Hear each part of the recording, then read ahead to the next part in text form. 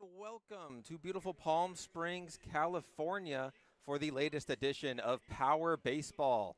My name is Zach Durham, and I'm here with Justin Lee inside of the Agua Caliente Casinos press box here at Palm Springs Stadium for tonight's matchup between your Palm Springs Power and the Inland Valley Bucs. It was the visiting team who got the W last night by a score of 8-7.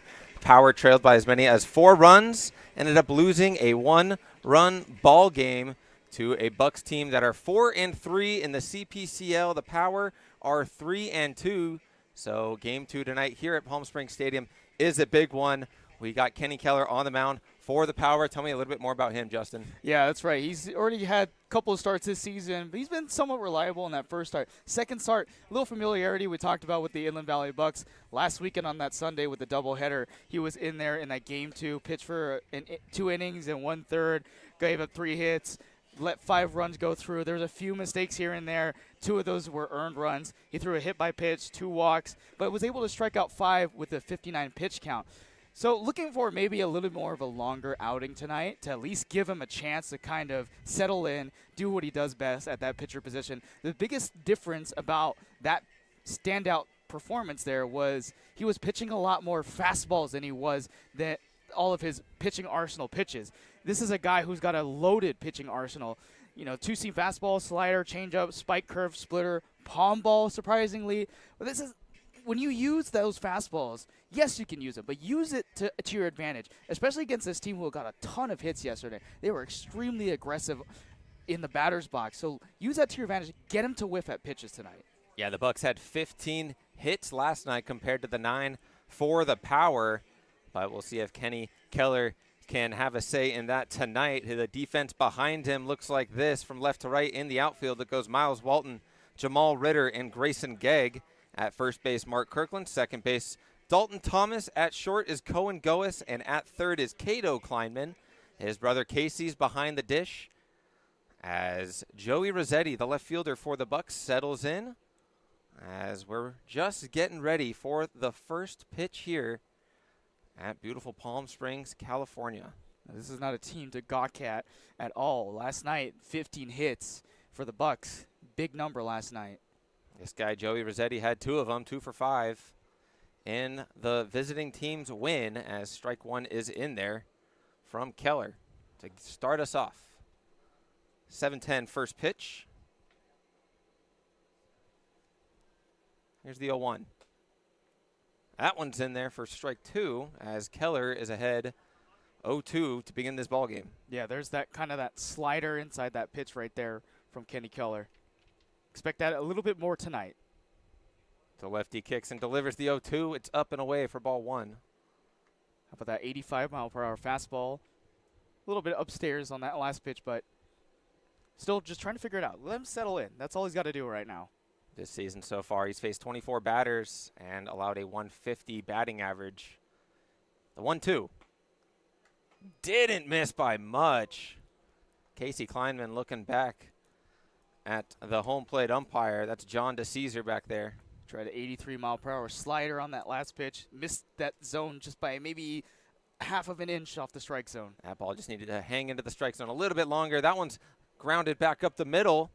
And Joey Rossetti picked up where he left off last night. And he leads off this ball game with a base hit. Yeah, right up the middle, got it off the mound, just a bit away from Kenny Keller's glove. Didn't have a whole lot of options there to try to make a play on that ball. But again, this is something that we talked about last night with the Bucs is they don't go crazy with hitting in terms of power. They just like to get a lot of soft contact, get the ball in play. That's what they've been doing last night. So use that to your advantage. Get the fastball in there. Use some changeup pitches. That'll bring up the center fielder, Nolan Kyra. As that one misses for ball 1. Kyra last night had a hit in his only plate appearance. He gets the start tonight. Hitting second for the Bucs. He's got a guy on. And a 1-0 count. Kenny delivers. That one's lined down the left field line. It's going to drop in front of Miles Walton. Going first to third is Rossetti. He's going to go first to home as Walton bobbles it a little bit. And a stand-up triple for Nolan Kyra gives the Bucs a 1-0 lead here in the first. So he gave him a 74-mile-per-hour changeup up on the top of the strike zone. Nolan Cairo was waiting for that pitch. And again, that soft contact coming into play, hitting it down the left field line. And just a little bit of a bobble from Walton out there to the left field side that gave a chance for Nolan Cairo to get the third. The first run of the score already.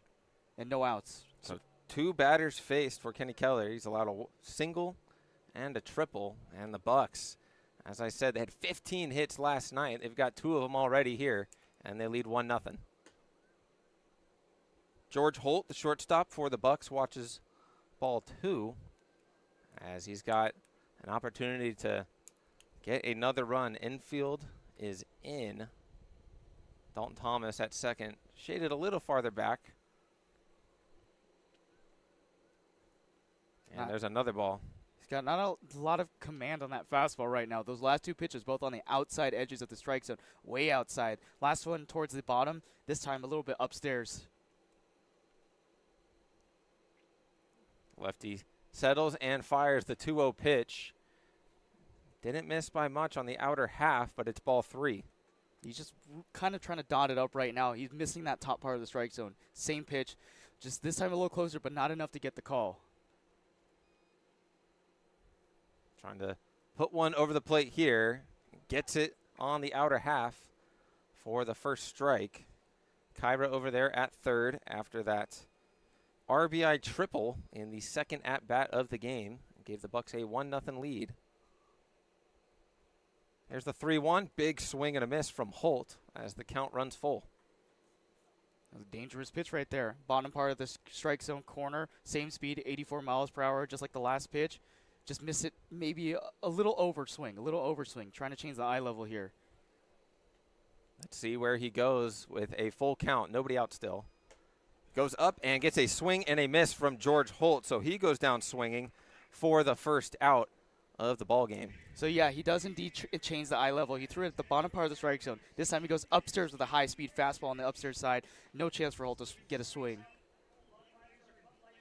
That'll bring up the first baseman, Steven Lukezowicz, who is tonight's beer batter here at Palm Springs Stadium.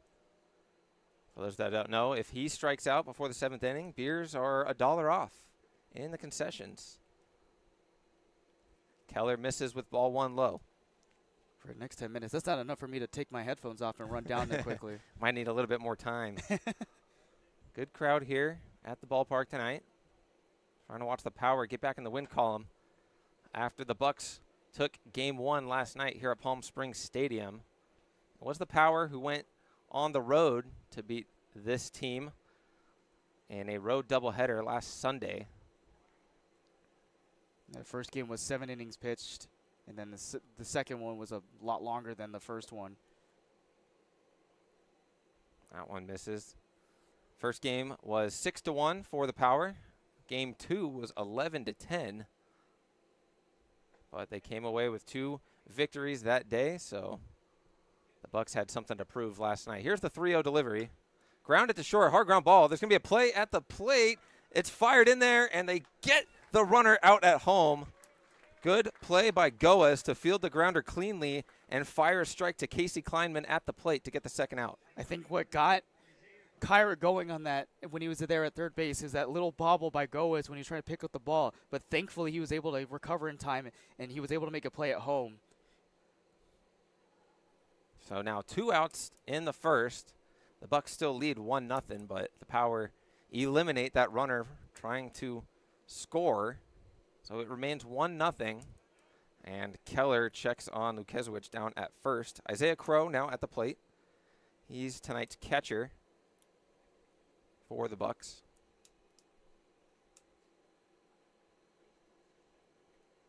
As Keller checks on the runner again.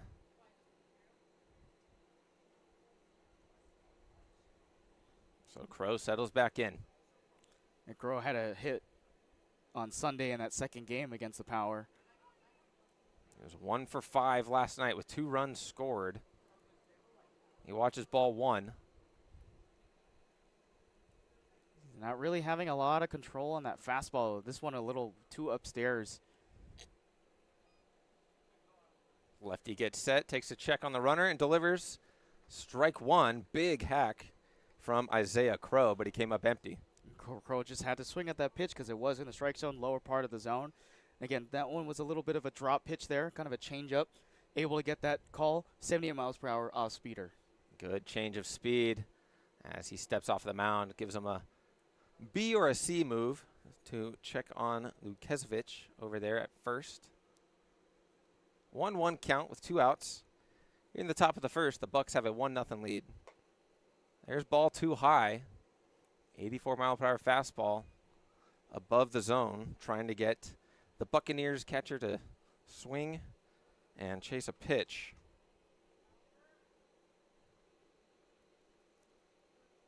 Keller with a 2-1 delivery. It's up again. Count runs to 3-1. 3-1 with 2 outs. Keller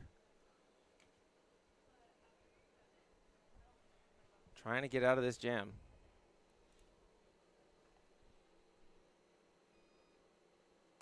That one's flared towards the Boys and Girls Club as the count is now full. This feels like a big pitch for Keller. He can get out of this inning and let his teammates go hit versus extending this inning. It's going to be up to Isaiah Crow at the dish. His teammate Lukezovic is at first after that fielder's choice. There's ball 4 high, so he trots on down to first with a 2-out walk. He just missed that fastball upstairs again.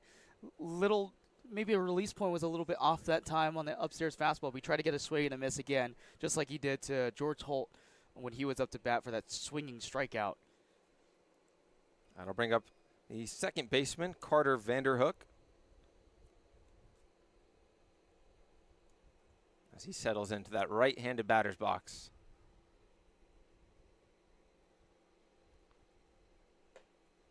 That one looked like it was over the plate. Must have been called high because it's ball 1. Maybe 2 baseball lengths above the strike zone on that call. Did not miss too far away. But Keller's going to have to fire a 1-0 delivery. That one misses high as Casey Kleinman's going to call time with the home plate umpire, John DeCesar, to go have a word with his lefty. Right now, just a little bit of those struggles right now with this pitch and that release point right now, just a little bit of that command. And he's throwing right now middle 80s right now. And I think the thing is here, let him be aggressive. At least just try to challenge him and throw strikes down the middle right now, even if you don't get the speed that you want at that very moment. Because he is getting these guys to whiff at pitches that are slow and off speed and down below the strike zone. If he can just do that and try to draw foul balls, I think he'll have a better time out here right now. But again, being able to settle in. He hasn't thrown a whole lot of innings pitched this year, but when he has been, he's been pretty efficient as he has been. Again, we're just trying to see if he can go longer than he can. That one's fouled off for strike 1. It's now a 2-1 count. Yeah, coming into this matchup, he had 9 strikeouts in 5 innings of work, only 2 earned runs allowed. I mentioned he had that 150 on our opposing batting average allowed. That's gone up after the first 2 Bucs got on base via a base hit. But Keller with the 2-1 delivery. That one's fouled back over the top of the press box. Counts now even at 2. Here we're still in the top of the first. Bucs lead 1-0. Now you see that the speed has dropped now. He's bringing it back down to those low 80s, but he's getting it in the strike zone. And that last pitch was going to hit the strike zone just on the top part. So watch him to switch the eye level here on this 2-2 count.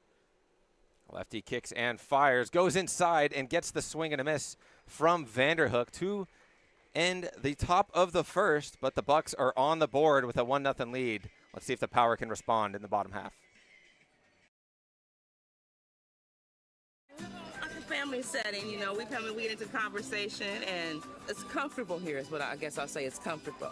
The hot cocoa has whipped cream and sprinkles in the whipped cream in the hot cocoa. Very family oriented. You know, they cater to the kids. They got the coloring books and crayons, and they have kid-sized stuff about almost for everything that you would want. So young and old, everybody can enjoy it. It's the best. Made from scratch memories. Elmer's.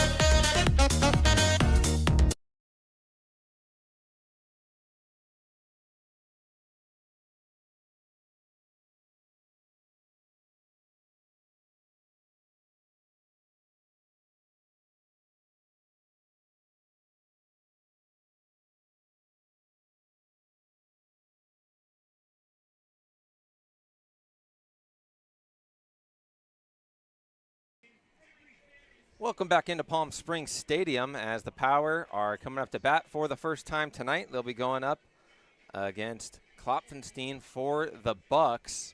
Big right-handed arm. He's going to go against Miles Walton, Casey Kleinman, and Bryant O'Neill to start off the offense for the Power. Mentioned that they were out hit last night 15-9, and already the Bucs were able to put 2 hits on the board, bring 1 across, as they've got a 1-0 lead early in this ball game. Yeah, I expect to at least try to get some more hits tonight. I like this lineup that Casey Dill has put together. Miles Walton, leadoff spot, Cato behind him, Bryant O'Neill, then Mark Kirkland, Casey Kleinman. That's a lot of damage that you can do in the 1 through 6 spots right now. And Jamal Ritter at that last part as well. That's the big thing tonight. They're going to need to get a lot of hits off this guy against Austin Klopfenstein. 6'4", 200-pound guy from Laverne University, Division III. He actually grew up here, so this is a little bit of a homecoming for him coming into this game. But this is also a guy who helped this program, Laverne, get through the SCIAC tournament as a number 1 seed, and also they went to Super Regionals in the Division III tournament. Here's Walton stepping in, as he has had a monster summer so far. We'll get to those numbers in a second, but he settles in, and he's going to face Klopfenstein as he watches ball 1 high. This summer for Miles Walton, hitting .447 with a .489 on base and a .658 slugging in 45 plate appearances. Big swing at a fastball, 90 miles per hour at the top of the zone. Klopfenstein. This might be a bit of a challenge tonight. This guy throws mid-90s, low 90s. The last pitch, 91, and then this recent one, 90 miles per hour. Nasty slider, low and away, gets Walton to chase. It's now 1-2, as that had some good late break on it. So 1-2 count to the Power leadoff hitter, Miles Walton. He's playing left field tonight. He watches ball 2 high. Yeah, that last pitch, that's his fastest one so far, 92 miles an hour.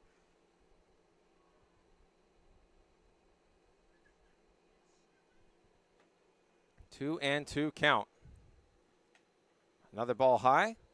As the count runs full, that's exactly what you want to see out of your leadoff hitter, trying to get the starter to throw as many pitches as he can in that first inning. Here's the payoff pitch. It's inside, and it's going to be ball 4 as Miles Walton draws a leadoff walk. And that'll bring up Cato Kleinman, who's playing third base today.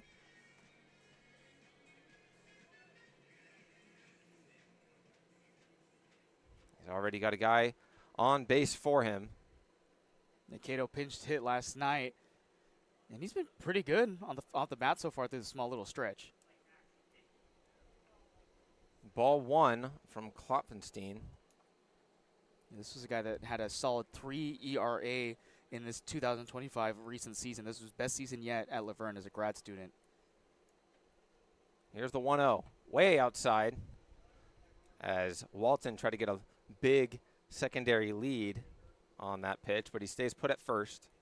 He was holding batters to a 162 batting average that entire season with 30 strikeouts and 30 innings pitched. That one's in there for a strike, and in there at second with a stolen base is Miles Walton. So he now has his 11th stolen base on the year. He leads the team in that category. So it's a 2-1 count to Cato Kleinman. Power trail 1-0, but they got a guy in scoring position. That one misses to Kleinman, up and away for ball 3. He's having kind of a similar issue that Kenny Keller was in that top first inning, just missing those fastballs high upstairs right now. Kleinman offers at that pitch. It's a good swing. He fouls it off into the parking lot, and the count will run full once more. So 2 batters in this inning for the Power, already both of them reaching a full count. making Klopfenstein work to get those outs. Checks Walton over at second and throws ball 4. So back-to-back walks from Klopfenstein to begin the bottom of the first. And the DH, Bryant O'Neill, is going to come to the plate. You know, not the way that I'm sure they imagined, but instead of getting hits, you know, nothing wrong with getting walks right now, especially when there's no guys out at this very moment and you get your chunk batters in the lineup coming up to bat here. Bryant O'Neill, Mark Kirkland, 2 power guys that this team is going to have to rely on throughout most of this game tonight. Yeah, Bryant O'Neill has been hot. He's hitting .481 this summer. He leads the team in RBIs and doubles. Watch us strike 1. He's got a couple of base runners on early in this ball game, but the power trail 1-0. So they have some work to do. Nobody out here for the power 3-hole hitter. Offers at that fastball, 92, low in the zone, fouled straight back, and he's now down 0-2. That had a little bit of a break to it. Most likely kind of a 4-seam fastball on that last one.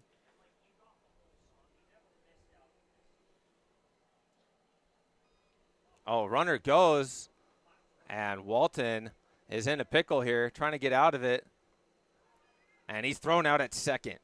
So he got caught trying to get a big lead and a big jump going to third, but able to get picked off by Klopfenstein for the first out. You kind of just got caught up in between. That was a good little move by Klopfenstein on the mound there. As soon as he pulled his leg, he was ready for it. So it's now 0-2 with 1 out. Cato Kleinman still on first. That one is outside for a ball. And that's something you just got to be aware of when you start running down that plate. You watch that pitcher all the way through. I know it's troubling to keep your head down and go full speed ahead in there. Right now, you can't afford to get any outs early in this game against a pitcher that's throwing this fast at this moment. Big hack, and coming up empty is Bryant O'Neill, so he goes down swinging. That's going to bring up the big first baseman, Mark Kirkland, who's trying to stay hot this summer. He's hitting .500. Got a 9-game hitting streak as well. So 2 away, with a runner on first for the power cleanup hitter. Takes a swing at the first offering and fouls it off. And he had a pretty big night last night. 3 for 4, 2 RBIs, a stolen base as well. And this is a guy you wouldn't expect to go for stolen bases, but he can if he wants to. It's a guy who's familiar with this ballpark. Here's the 0-1. That one's way outside. He tried a curveball outside, lost a little bit of that grip there. But also, familiarity against this pitcher.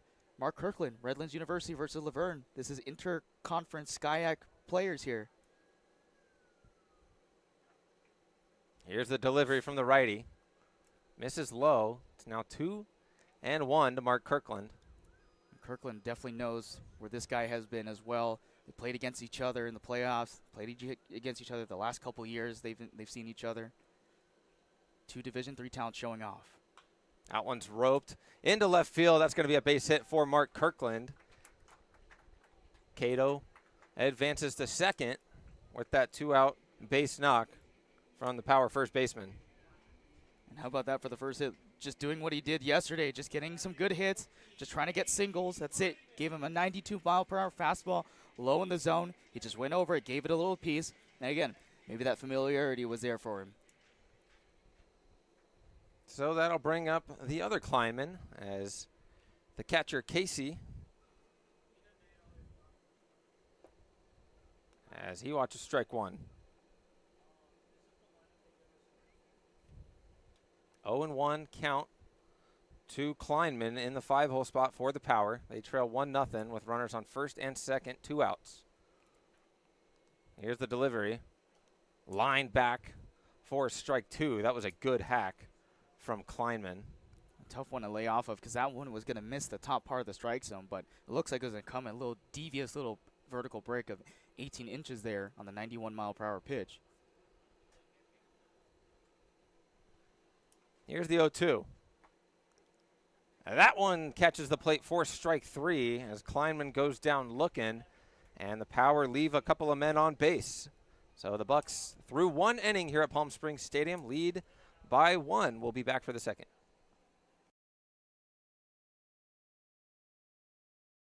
Down there is you. And just like us, you're an amazing Palm Springs vacation home.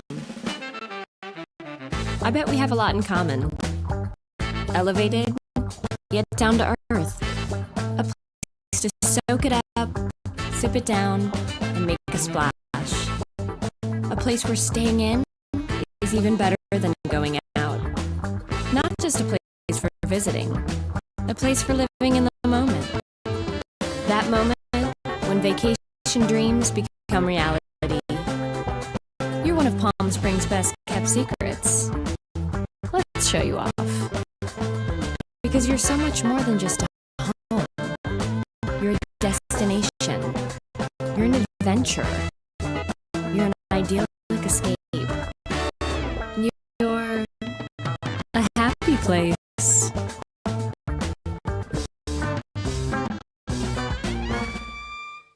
Or replaced or repaired or company. We do it all. New installs. For over 100 years has been committed to residential garage doors, openers, and accessories. Stylish new garage door, energy efficient commercial, or a better for your industrial application. If you don't see the red ribbon, not getting the genuine, the original overhead door products and service you need. Look for the red ribbon for products that are reliable and safe. Our service technicians are trained, knowledgeable, and background checked. Our continued success is due to our exceptional employees. Call 760-772-3667. Overhead Door Company. We sell the best and service the rest. Look out to the leader. Overhead Door.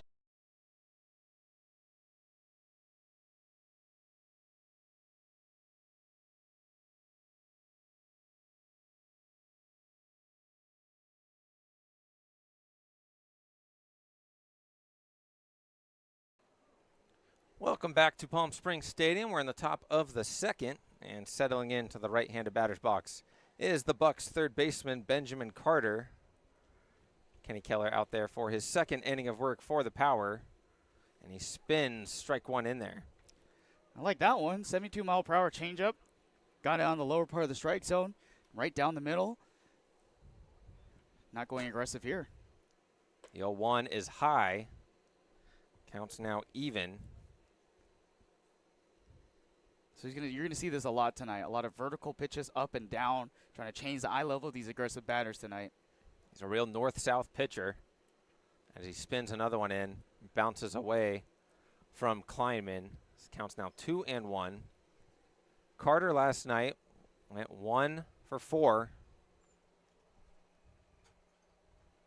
for the Bucs in their victory. He had one of their 15 hits.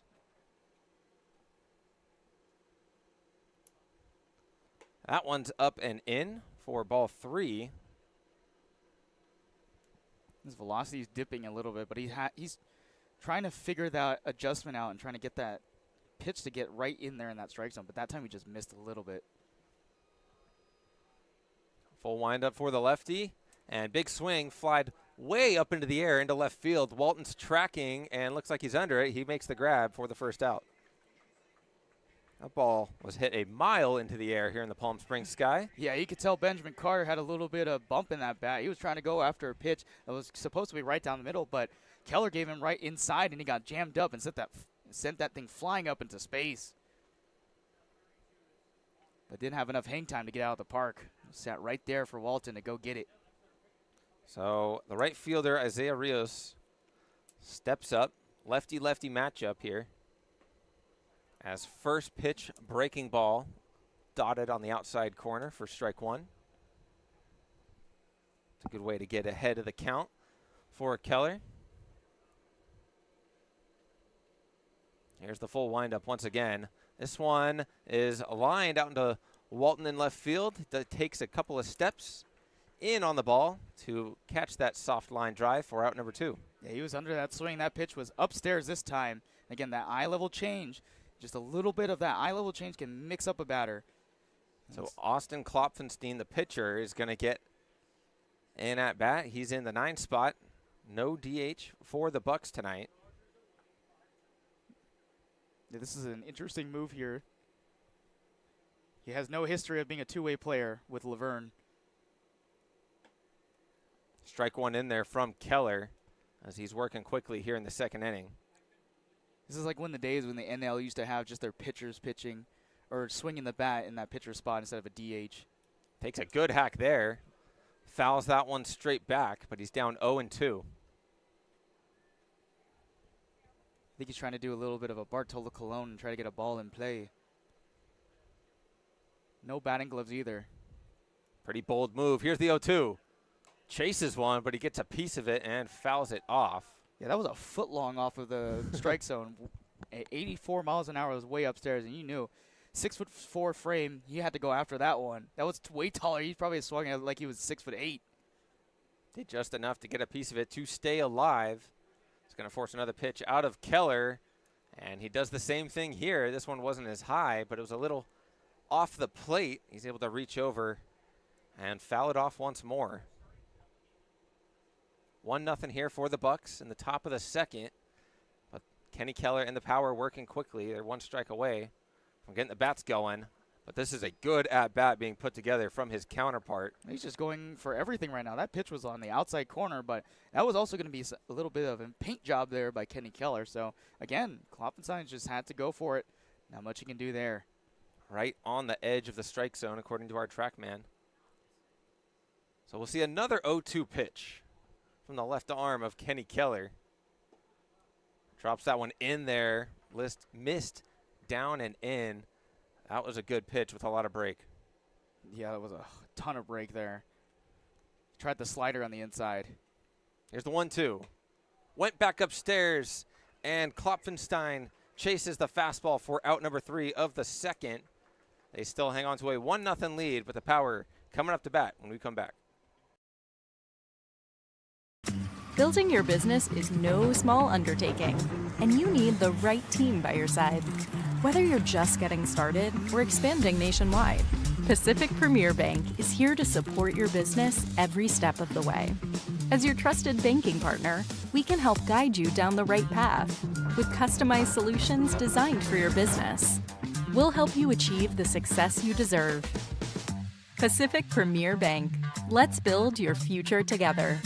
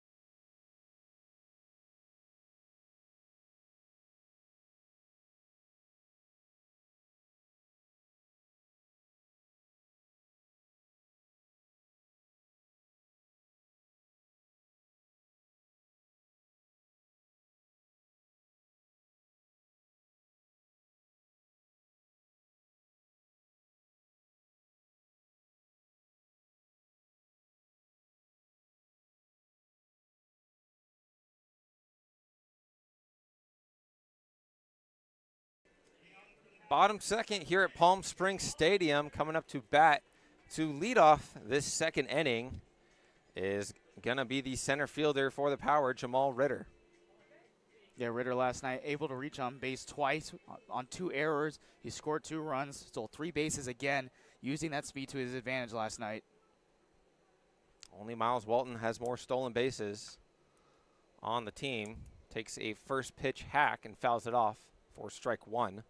Ritter is somebody that is just always going to try to put the ball in play, and we see this time and time again throughout this season. Always going after those pitches, doing whatever he can.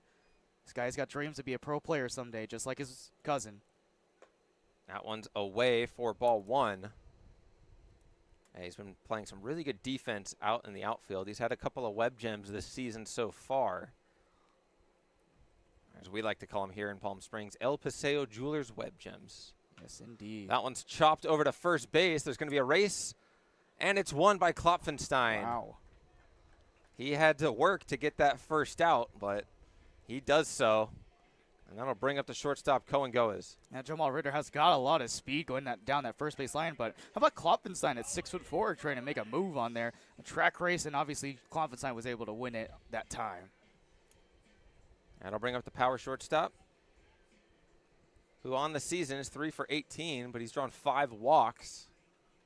Knows how to work an at bat. Here he is with 1 out in the bottom of the second. If you're just joining us, the Bucs took an early lead with back-to-back hits in the first to start the ball game. Joey Rossetti singled, followed by a Nolan Kyra triple. That's been the only run of the ball game thus far. We're only in the second. Plenty of time for action here at Palm Springs Stadium. That's ball 2. Up and in to Goas. Now, this is a guy who's got so much ahead of him. Number 3 overall prospect out of Hawaii. He was recruited by Baylor, Tulane, Hawaii, Troy, UCSB. Just trying to show off some of his talents here tonight. That one's low and away. So here he is in a 3-0 count. Either going to have the green light or take all the way. As Klopfenstein hasn't had the most command here early in this ball game. Fires in strike 1 there. He started off the first with back-to-back walks to Walton and Cato Kleinman.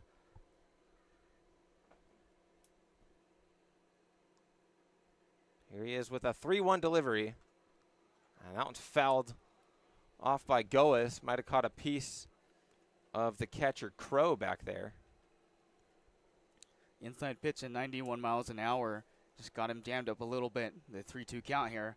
Maybe he'll try to go off speed because he's gone 3 pitches in a row at that 90 mark or above. Klopfenstein's pumping it in there. Here's the payoff pitch.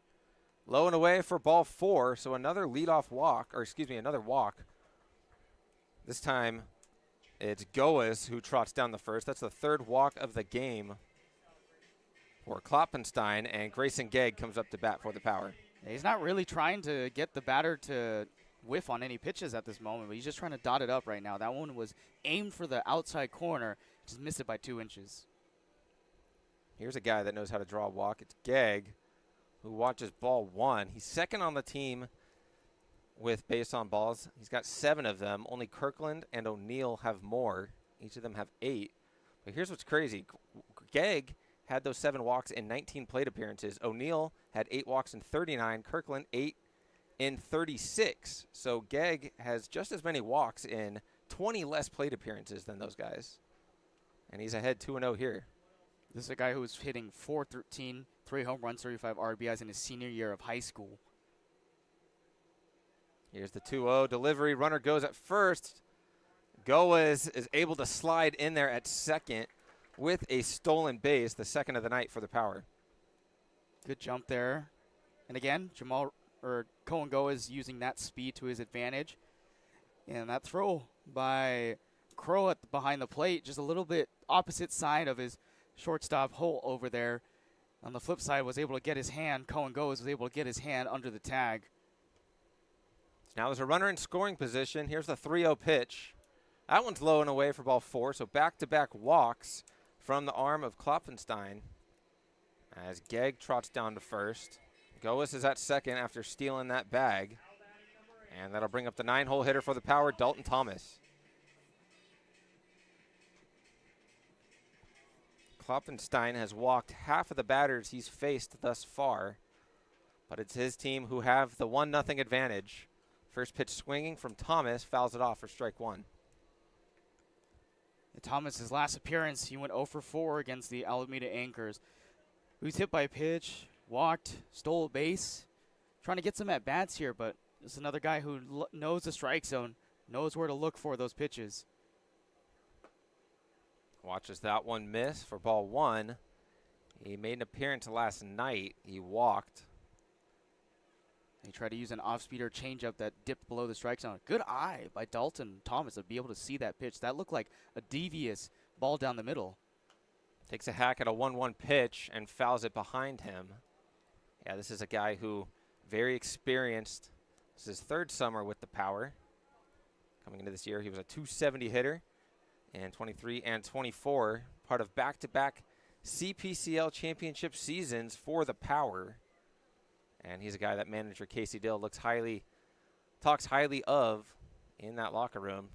Check on the runner at second, just to make sure that Goas isn't going anywhere. As Klopfenstein settles back onto the bump.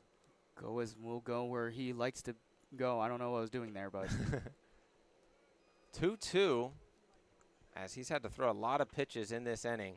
Now, Dalton Thomas had a clinic the other day with the Alameda Anchors, showing out defensive-wise why he's so good at that second base position. Let's see if it can translate on the at-bat here. Long pause on the mound. He kicks and fires the 2-2. It's up and in.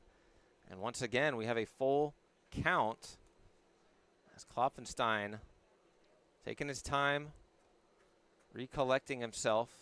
He's having a lot of issues with that high fastball. He sent that one 90 miles an hour, but that was way over the head of Dalton Thomas that time. Here's the payoff pitch. Throws a slider that stays inside to Thomas, so he walks the bases loaded, and that'll flip the lineup over for the Power. It's going to be Miles Walton coming up to hit with the bases juiced. This is the perfect guy right here to get those runs batted in, and Miles Walton right now. Again, 17 hits on the team this season. That's the most in the entire roster for the Power. So nobody better with the bases loaded situation. Even if he gets it in play and gets out, he'll at least drive in a run with one out here. First pitch swinging, and he lines it into the right center gap. That's going to score 2 easily, maybe even 3, as Dalton Thomas is flying around the bags. He's going to go first to home, standing up. It's a bases clearing triple for Miles Walton, and the Power lead 3-1 here in the second. Miles Walton, again, showing off why he's so good with the bat there. The third double of the season, his 18th hit of the year. He's got 6 extra base hits now, and at a perfect time, he gets a bases clearing double to clear off everybody to make it a 3-1 ball game. That's why you can't give out free bases, as Klopfenstein walked the bases loaded through one pitch to Miles Walton, and now the Power have a 3-1 lead. And it came at a perfect time, too, with just a single out. And again, I said, just get the ball in play. Send it up in the air. Send it deep wherever you want to. But he gets a good one on the inside corner. He sends it the other way, just jamming him up in the bat, and he sent it to that left or right center gap right at that wall. Great job by Miles Walton. Great swing. Didn't try to do a whole lot with it. Just stroked it and found a gap. Here is Cato Kleinman. Watches strike one. He walked in his last appearance, last inning. Watches ball one. Cato's got a chance to extend this inning. Walton's over there on second after that 3 RBI double. He's looking for his teammate to drive him in here. That pitch is low. Kleinman's ahead 2-1. And that was Miles Walton's 15th RBI after that. He's 1 RBI behind the leader, Brian O'Neill, now, and adding to that value of why he's there in that leadoff spot for the Power. That one slapped away for a foul ball. 2-2 is the count. That was a good pitch, 91 miles an hour on a fastball. Kleinman staying alive in there. He's hitting 300 on the year. 375 on base percentage. Here he is with the guy in scoring position. 2-2 count. Watches that one outside. Or another full count. I mean, this is just about the third batter this inning that he's worked up to a full count. Again, having some issues with that fastball. That one's over the plate, but it's fouled off from Kleinman, and he knows he could have done damage to that pitch. His release point is a little off right now. He's really letting it go a little early, and that's why it's been missing so upstairs. But that time, that pitch would have been able to dot that top part of the strike zone. So Cato had no choice. He's going to have to fire another payoff pitch. Does so, and it catches the zone as Kleinman goes down looking for the second out. Yeah, you got a good call there on the lower edge of the strike zone, 91 miles an hour, changing the eye level as Cato tracked it, thought it was going to go down and below, but it stayed up just enough for the umpire to make a call. That'll bring up Brian O'Neill, who struck out in the first. as that one is in there for a strike.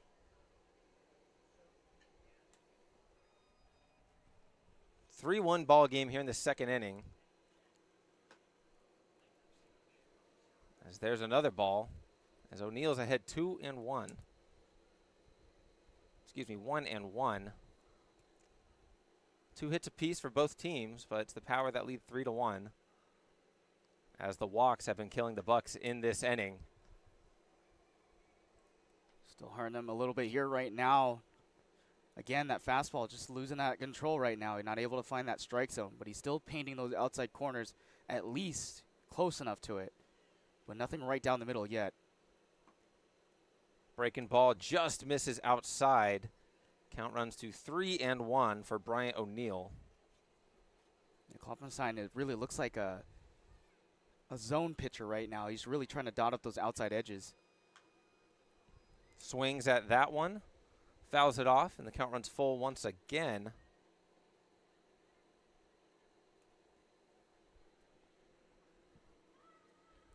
Three-two count to the Power DH. 3 runs have scored in this inning after 3 consecutive walks and a bases clearing double for Miles Walton, and there's another walk. So O'Neill's going to trot down to first. That's the 4th base on balls in this inning alone. 6th of the game from Bucs pitching. He's going to bring up Mark Kirkland. This is another guy, just like that last at bat, getting a single out to left field. He can drive in some more here if he wanted to, and he's on fire right now.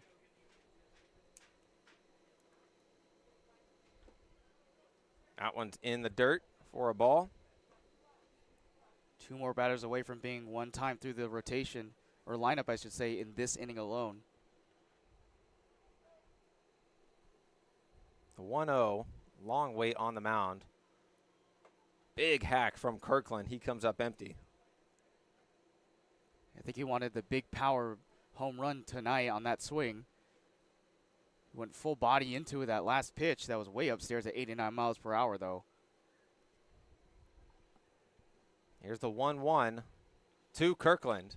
Rolled over to the second baseman. Takes a large hop. He gets the out at second to get O'Neill out. That's going to end the second inning. But the Power score 3 to take a 3-1 lead. We'll be right back for the third. You're listening to Palm Springs Power Baseball on Fox Sports 1270 AM. Jessup Auto Plaza has been proudly serving the Coachella Valley since 1938 as your trusted family-owned auto destination. Now, electrify your drive with the Valley's most extensive range of electric vehicles. Drive the Chevrolet Blazer, Equinox, Silverado, the powerful GMC Hummer, Sierra, and the distinctive Cadillac Lyriq. Silent power, bold performance. Electrify your drive. Jessup Auto Plaza. Since 1938, the EV brands you love, the family you trust. Hey, Coachella Valley, Patrick Summers here, General Air Conditioning and Plumbing. Spring is here and summer is right behind it. Don't get caught with a broken air conditioning system. Call us now. Let us get a tune-up done. We're offering a special for $79. It comes with a seasonal guarantee. Call our team today. Get yourself scheduled before the heat hits. Be proactive, not reactive. Go ahead and book at callthegeneral.com or call our offices and we'll get you taken care of.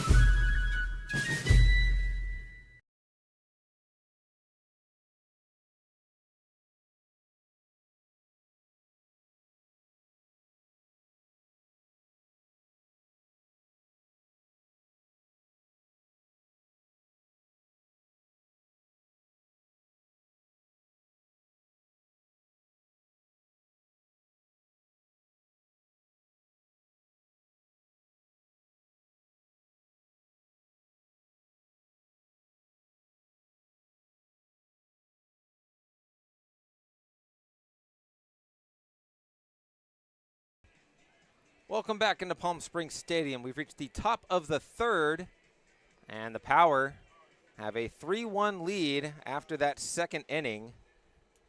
It was 3 straight walks drawn by Cohen Goes, Grayson Gegg, and Dalton Thomas, followed by a Miles Walton double that cleared the bases on the first pitch he saw. It was only the second hit of the game for the Power, but they have a 2-run lead As Kenny Keller's out there for inning number 3, he fires in strike 1. Big swing and a miss from the Bucs leadoff hitter, Joey Rossetti, who got the ball game started with a single and came around to score. He's being aggressive on that first pitch.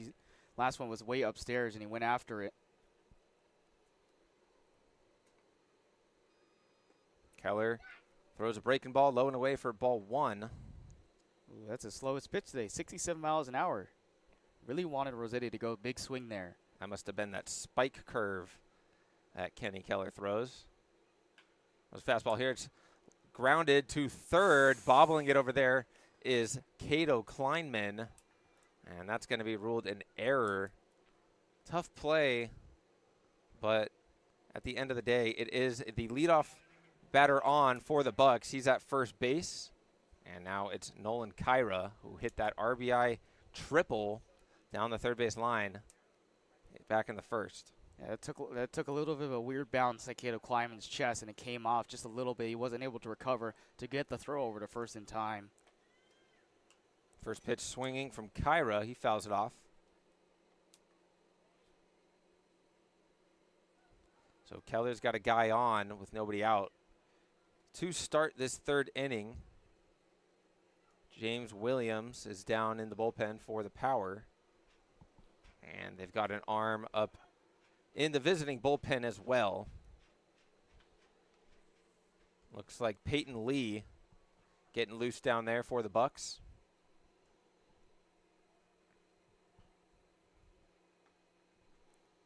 Keller gets set, checks the runner, and delivers the 0-1. It's up and in for a ball. Kyra, the lefty, hit that triple in the first the opposite way. Wasn't hit too hard, but it just dropped, and Walton had trouble corralling it.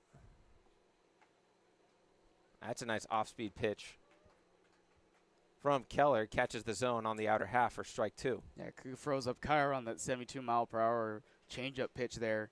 Not a whole lot of break on it, but it just kind of floated like it was going to dip at the last second. That one's rolled over and chopped towards the first base side. It's going to be a race to the bag. Did Keller win it? Yes, he did. He had to field the ball with his momentum going towards third base, turn over to the first base, field it, and he slid head first into the bag to beat Kyra for the first out. Hey, he looked like he was a seasoned Olympic swimmer there, getting a dive at that first base side. Good job to play your position. Get that jersey dirty. Pitchers are athletes, too. Not every day you get to see a 1U in the scorebook. Oh, yeah. As Rossetti advances to second. But the Power get the first out. And here comes George Holt, the Bucs shortstop, who struck out in his last at-bat. It's like a DIY do-it-yourselfer.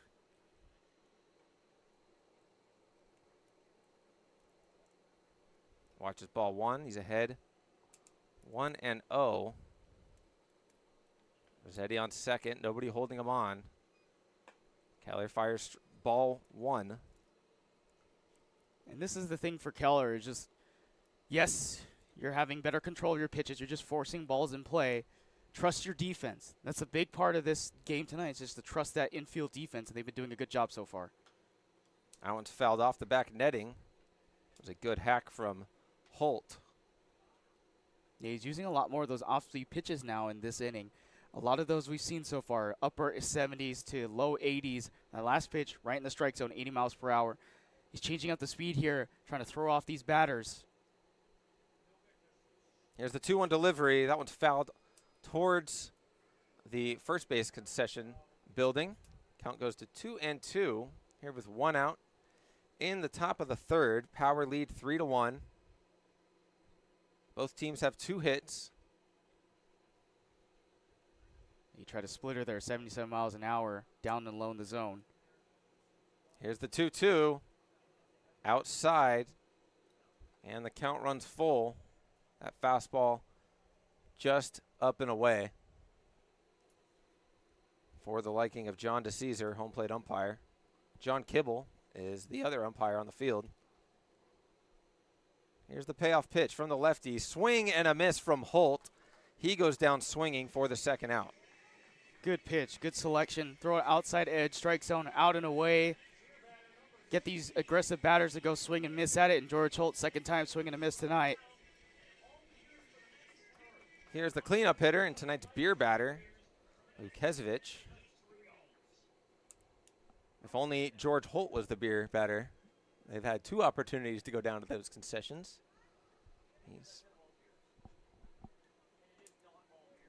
That one's in there for a strike. That was a lovely pitch, 83 miles an hour. Dotted it perfectly on the outside corner, low and away. Why don't you make it rain here, Kenny? Give these fans what they want. 0-1 count with 2 outs. Runner in scoring position for the Bucs. They trail by 2. Nice hack from the first baseman. He fouls it off right behind him, and now he's down 0-2. That ball was right over the heart of the plate. Let's see if Kenny Keller can be the man of the people here. Threw that last pitch right down the middle, 84 miles an hour fastball. I expect him to try to go low and outside with an off-speeder here. He's got plenty of pitches to work with in an 0-2 count. And he gets Lukezevich to swing and foul that one off. So that was actually more of a setup pitch, 85 miles an hour fastball high up and up in the strike zone. Try to direct it towards the lower vertical now this time potentially, unless he wants to try and go again with that high fastball, see if he'll miss. Well, in an 0-2 count, you don't have to give him something too close to hit. I would expect something off speed, either a slider down and in at that back foot to the right-handed hitter or a changeup low and away. They went with the slider, caught the zone.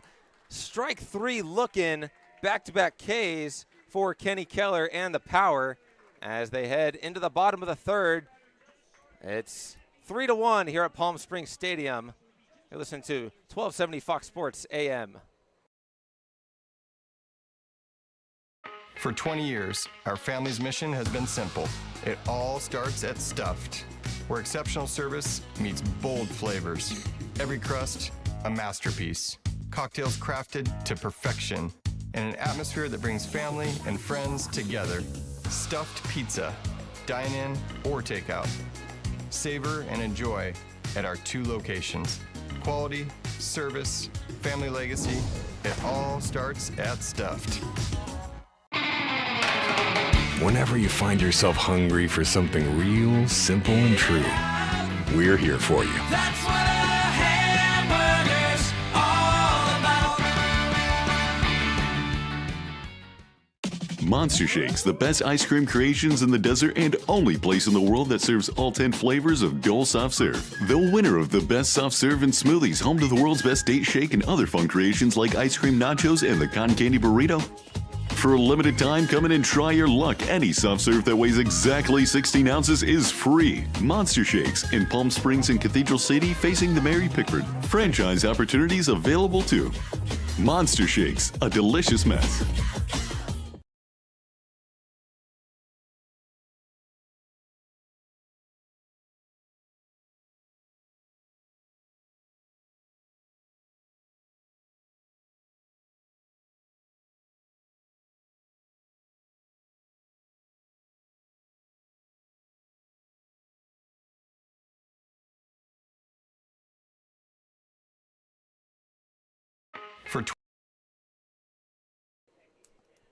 Here we are in the bottom of the third. Casey Kleinman leading off for the power. They lead 3-1.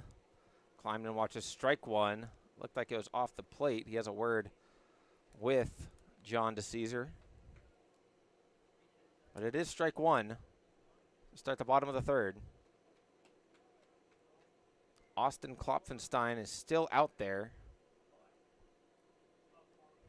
for his 3rd inning of work. Mentioned earlier that we saw Peyton Lee warming up. He's in the dugout now. So we'll see if he makes an appearance in this inning or later. There's ball 2 to Kleinman.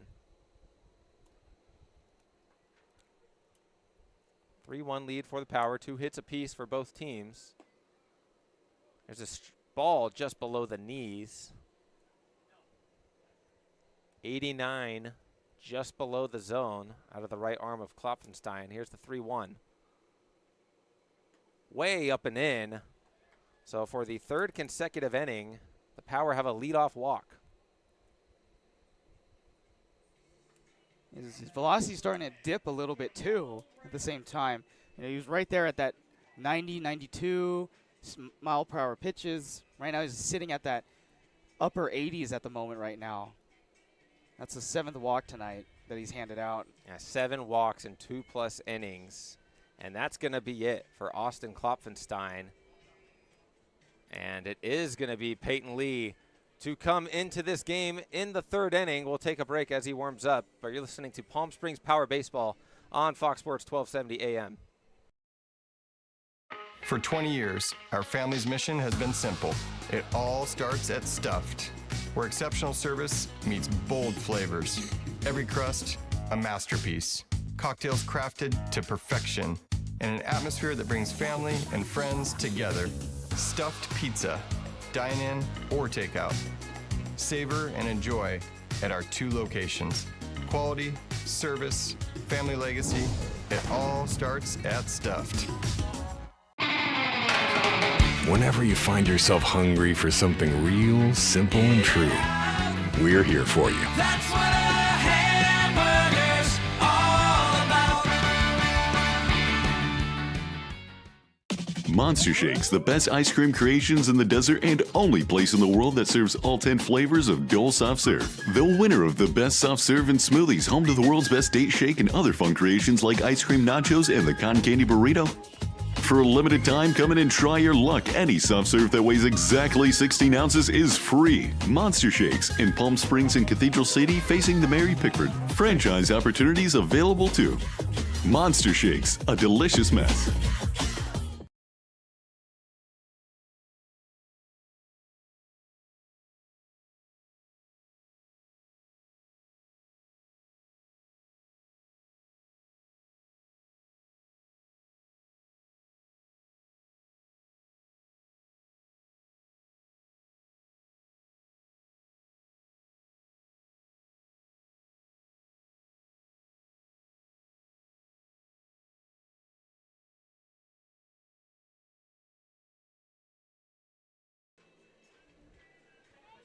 And Peyton Lee is all warmed up for the Bucs. He's on the mound. He's going to face Jamal Ritter.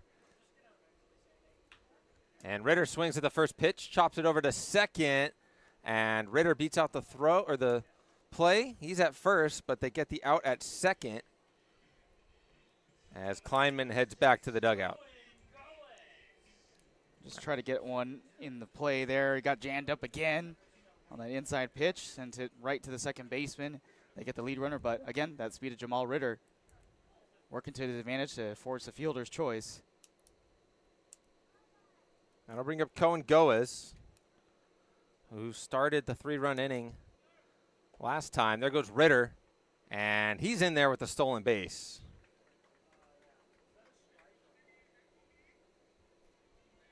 As Ritter already in scoring position, as he likes to find himself in. With 1 out here in the bottom of the 3rd, Power have a 3-1 advantage, trying to add a couple insurance runs here early in the ball game.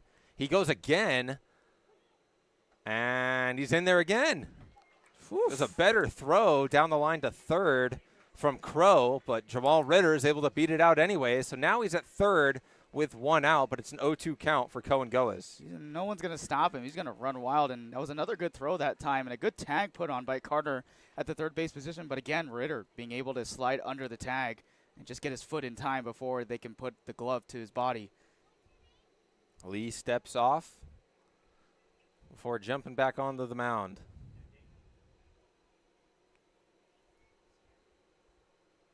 Here's the delivery, 0-2, low and away in the dirt for a ball. As Ritter looking for any opportunity to scramble home on a wild pitch or pass ball. Yeah, that's not what you want to do. He threw that 78 miles an hour in the dirt, but good stop by Crow behind the plate.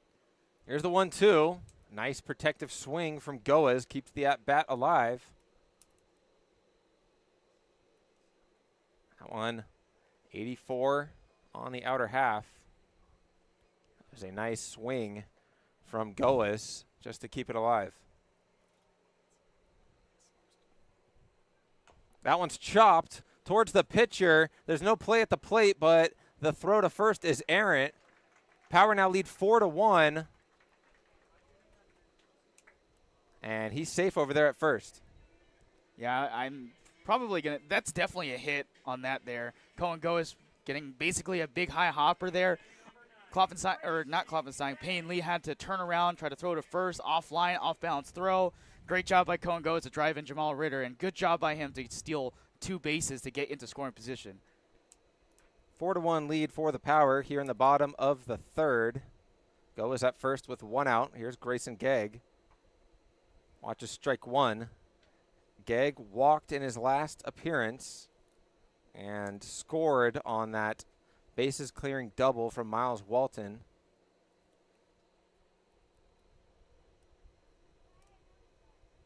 Here is the long wait and the 0-1. Runner at first goes. And Goes is in there with a stolen base. The third of the inning for the Power. Stolen base palooza tonight. How about a third stolen base in this inning alone already? And that pitch was actually dotted up on the inside corner of the strike zone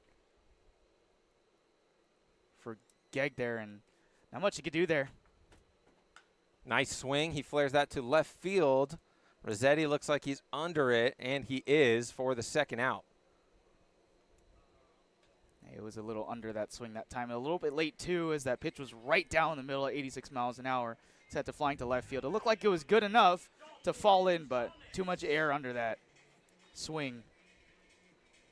So here's Dalton Thomas with a runner in scoring position and 2 outs in a 4-1 ball game. Power trying to add some extra runs.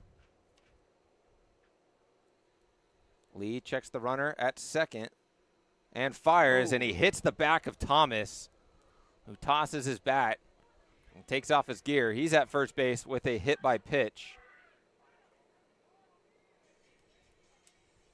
Goes will stay at second. Lineup will flip over for Miles Walton. It only took 1 pitch for Miles Walton to give the Power the lead in the second inning. He hit a hard line drive into the right center gap that scored 3. Yeah, this will bite Payne Lee in the back if he's unable to take down Miles Walton here because of how dangerous he is with runners in scoring position. Watch for this 2-man at first and second. Just force a ball in play here. That pitch is low in the dirt for a ball. That was way in the dirt, right in the ground at 86 miles an hour, as if Payne Lee just wanted none of that smoke from Miles Walton on the first pitch. Because the last time he threw a first pitch, he sent it to right center field. First and second with 2 out. Miles Walton in a 1-0 count, swings and misses. That was a good slider, it looks like, out of the right arm of Peyton Lee. It's a 1-1 count. Yeah, good break, 85 miles per hour on the slider. Checks the runner over on second, coming set and delivering the 1-1. Line sharply to short. Fielded cleanly by Holt. Fires a strike down to first to end the inning, but the Power add another run, and it's now 4-1 through 3 here at Palm Springs Stadium. Thank you for tuning in to Fox Sports 1270 AM. We'll be right back. Everyone knows good things come in threes, like Dave & Buster's Eat, Drink, and Play combo for just $19.99, including 1 mouth-watering entree, a refreshing beverage, a $10 power card, and a whole lot of fun, which means you enjoy a delicious meal for under $10. Oh, look, that's 5 good things. Good things come in threes at Dave & Buster's with the Eat, Drink, and Play combo for just $19.99. Buy online or in-store today.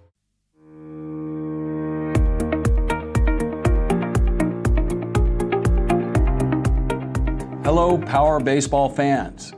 At SBMP Attorneys, we believe in the power of community. And that's why we proudly support the Palm Springs Power, our hometown baseball team.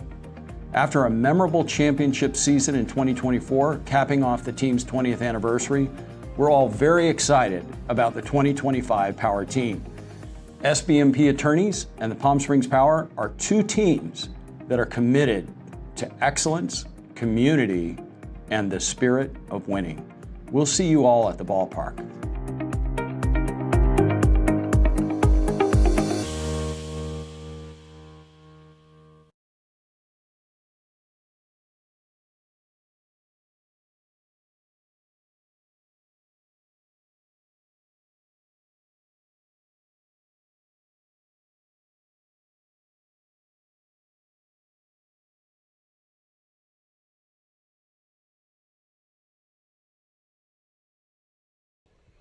We've made it through 3 innings here at Palm Springs Stadium. The Power lead 4-1, courtesy of a 3-run second inning. The Power just added another in the third. New arm on the mound for the Power is going to be James Williams. Right-handed arm. He had 3 strikeouts and 2 innings pitched against the Utah Labs a couple weeks ago. That was his best outing this season for the Power, as he gets ahead of Isaiah Crowe with an 0-1 count. And James Williams has had 2 appearances this season, right now with a 2.25 ERA, or 2.25 ERA, I should say. That one is up to Crowe, who walked back in the first. He was stranded there after Vanderhook's strikeout. He's on deck, followed by Benjamin Carter. Nice breaking ball from Williams, finds the zone for a 1-2 count. So Kenny Keller is done through 3. He was able to record 5 strikeouts.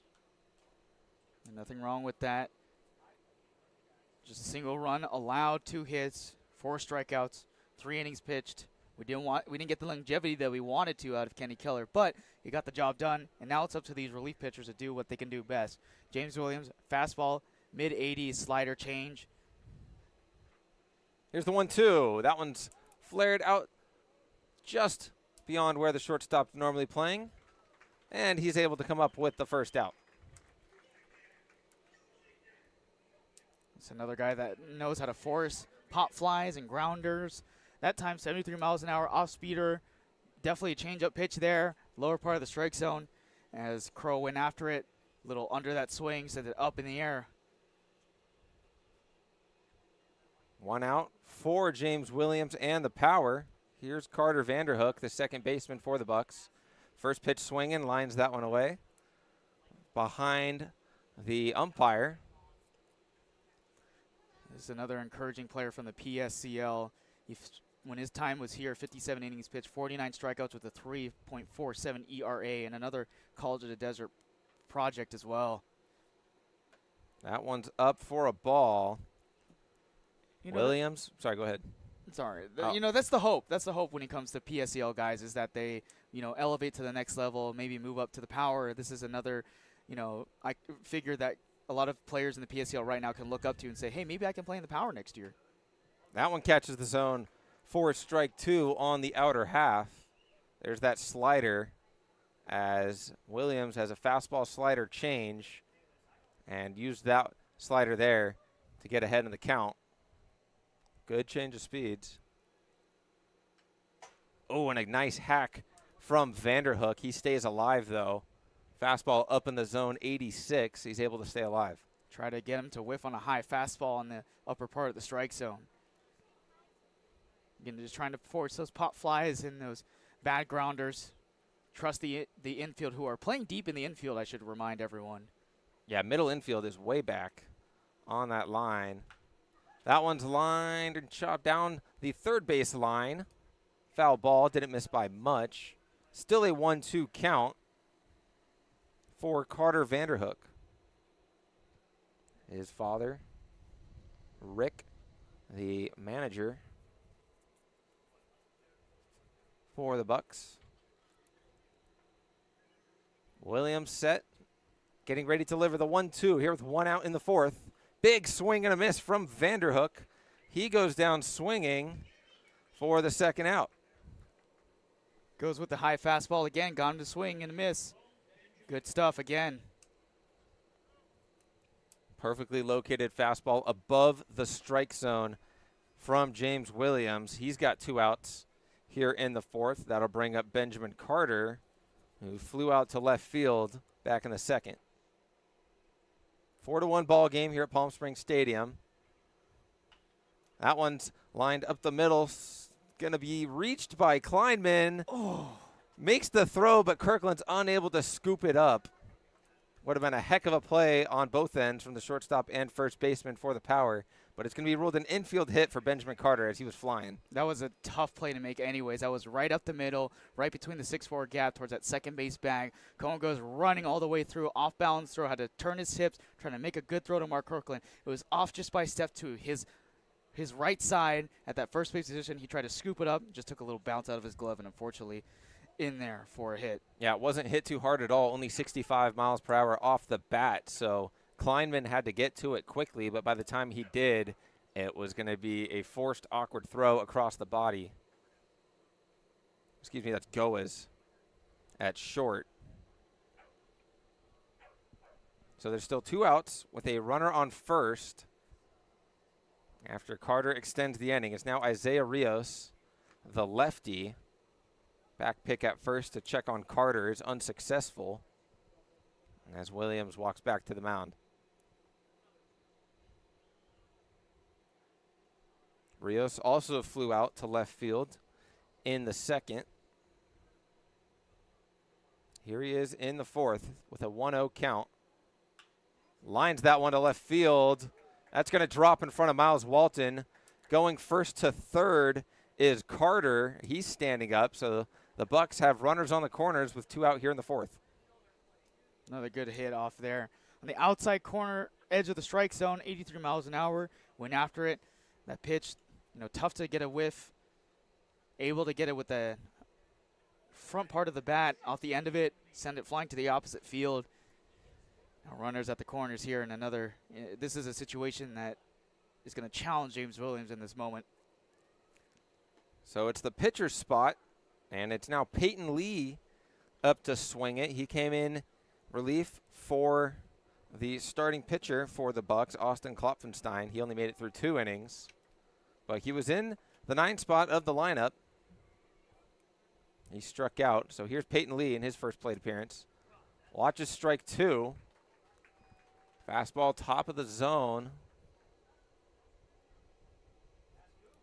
0-2 with a runner on first. Power still lead 4-1, but they're being out-hit by the Bucs. That's a nice breaking ball. Gets past Kirkland. That's going to bring in 1 run.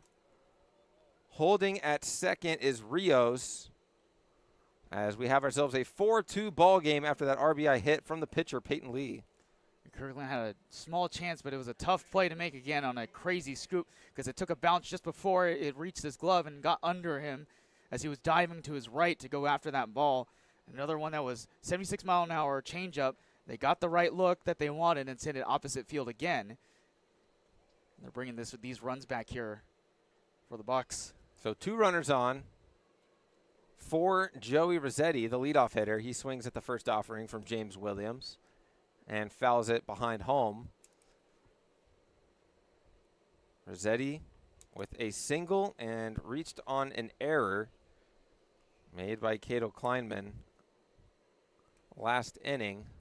He did not come around to score, though. He was held up at second. That one misses for a ball, so it's a 1-1 count.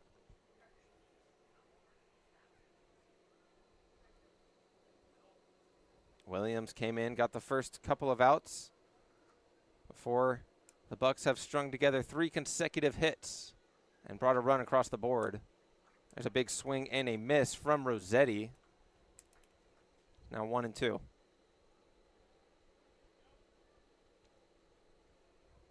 Bucs have 2 runs on 5 hits. Power have 4 runs on 3 hits.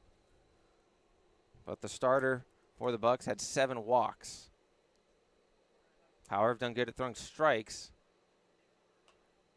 as that one's over the plate and it's fouled off again from Rossetti. He's trying to locate that changeup, but didn't get the break that he wanted at 75 miles an hour. Stayed up on the zone. But good thing it stayed up in the zone, because if that floated anywhere near the middle part of the plate, that was getting sent into play. Rossetti, long pause. Able to foul that one off. We've seen a lot of long at-bats. Good at-bats from the Bucs, especially with 2 strikes. They're just able to put the bat on the ball and stay alive. This is where they got the power yesterday, was just getting a lot of hits in that game and just really forcing the ball into play and forcing a lot of long at-bats. That one's inside to the lefty for ball 2. Yeah, the Bucs had 15 hits last night in their 8-7 victory over the Power.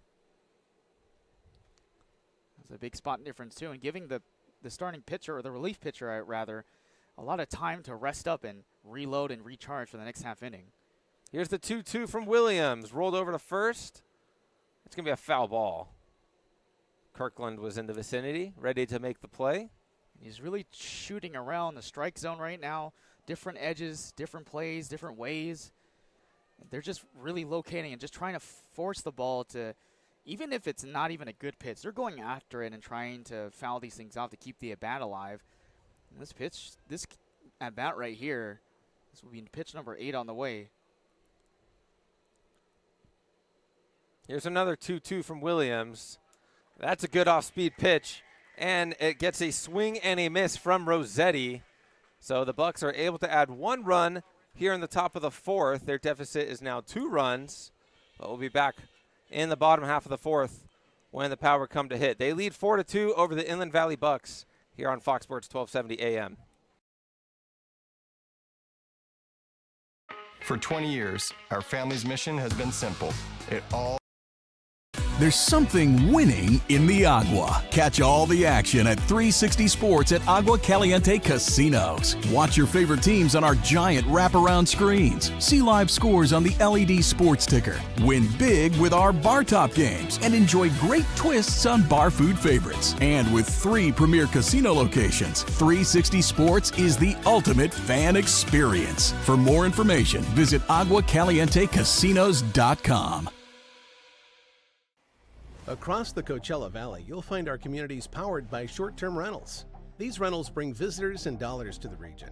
Whether attending events, checking out the art scene, or dining at restaurants, when they spend money, we all score. The nearly $1 billion impact of short-term vacation rentals generates tax revenues that fund police, firefighters, education, and many other programs that improve our daily lives. To learn why short-term rentals are a grand slam for the home team, visit onecv.org. Shopping for car insurance is confusing. Holy cow. Great. Now we have a cow in our kitchen. Why did you say that? Because I don't know what coverage to choose. So just say the State Farm jingle. A State Farm agent can go over all your options with you and help choose coverage that meets your needs. Dude, cow, could you move? Like a good neighbor, State Farm is there.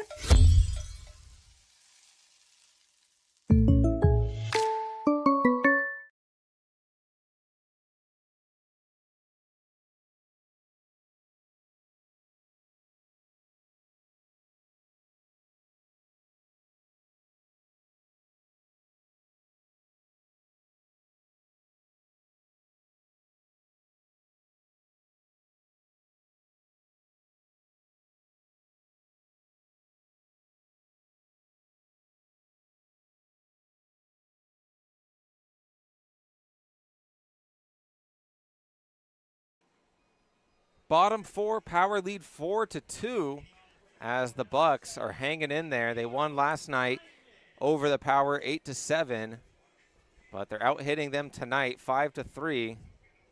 Power leading in the only category that counts, and that's the runs. They have a 2-run lead, and it's going to be Cato Kleinman leading off in the 4th.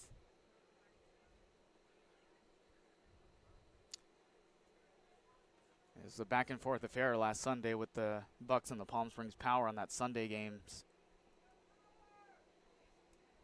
Five runs scored in the bottom of the 3rd inning for the Inland Valley Bucs. For the Power, started counting them up. They scored 2 runs in the 1st inning and then scored 6 through the 5th and 7th innings. And they finally finished it off in the 9th. There's a strike out of the right arm of Peyton Lee in his 2nd inning of work. They were able to get that 11-10 victory over the Inland Valley Bucs. This is a team that just doesn't know how to quit. That's a nice swing from Cato Kleinman. It's going to drop into center field for a leadoff single. That was a good approach at the plate from the Power 3rd baseman. Didn't try to do a whole lot. Just put a nice barrel to the ball. Found a nice soft spot in that outfield. So he's at first. And that'll bring up Bryant O'Neill. That was a good hit there off an 85-mile-per-hour pitch in the inside part of the strike zone. Sent it the opposite way towards that corner gap. Not a whole lot of power, but again, just trying to get some easy contact, easy hits in the outfield. Big hack from O'Neill. He comes up empty for strike one. He's 0 for 1 with a walk and a strikeout. This is a guy we thought we're hoping he can be the first one to break through and get the first home run of the season. And this guy has got a lot of power. 14 home runs in that full time as a starter at New Mexico Highland. Back pick at first to check on Kleinman. Gets away, but not far enough away for Kleinman to advance 90 feet. And if it hasn't been the power for O'Neill this year, it's been in total doubles, 8 doubles throughout the season. He's had multiple games with multiple doubles. That one's chopped over to short. Out at second, and O'Neill is out at first as he rolls into a 6-4-3 double play. Yeah, if he had a little bit more power on that swing, it would have gotten through the 5-6 gap, but stayed down there for Holt to make a play and get the 6-4-3 double play. A pretty crucial one here to keep the power at 4 runs if they want to hold them here and try to bounce back in the top of the 5th. So here's Mark Kirkland with 2 outs in the bottom of the 4th. Power lead 4-2. As he watches strike one on the outer half. Looked like a good changeup from Peyton Lee to get ahead of Kirkland. That was a good changeup, but it just barely skimmed the outer edge of the strike zone at 78 miles an hour. That one is a ball outside.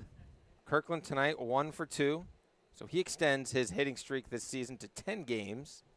16 going back to last summer before he missed the second half of the season with a shoulder injury. Big hack from number 27 in red as he's down 1 and 2. I gave him the slider that time. It looked like a fastball on the outer edge of the strike zone, then came back in on him with a horizontal break of 11 inches back inside and down low. And swing and a miss, strike 3. So 2 good pitches, puts away Mark Kirkland. And that'll do it for the Power in the 4th. They still hang on to a 4-2 lead. But you're listening to Power Baseball on Fox Sports 1270 AM. The Management Trust is a 100% employee-owned company. Every employee has a vested interest in providing memorable experiences to every homeowner and board members of HOAs. It's a very powerful thing. No homeowners association is too small or too large for us to manage. From community maintenance services to customized absentee home care, the Management Trust provides just about every service any homeowner could ask for. Hi, I'm Damien with the Management Trust. We're community management built differently for your homeowners association. To find out how, give me a call. Outdoor living in the Coachella Valley is spectacular, and Tessera is the premier builder of outdoor living spaces in the desert. Nobody does it better than Tessera. From one end of this valley to the other, from Palm Springs to Rancho Mirage, Palm Desert, to Indio and La Quinta. For 35 years, we've created the ultimate in outdoor living, landscaping, pools, and patios, so you and your family can enjoy each other. Live well. Live Tessera. Quality first. It's quite a philosophy to live by. But world-class ingredients are the foundation of great meals. And we wouldn't have it any other way. At Kaiser Grill in downtown Palm Springs, we believe you deserve the best. So whether it's dinner for 2 or a celebration with 200 friends, quality is our promise to you. Because quality is king. Quality is Kaiser.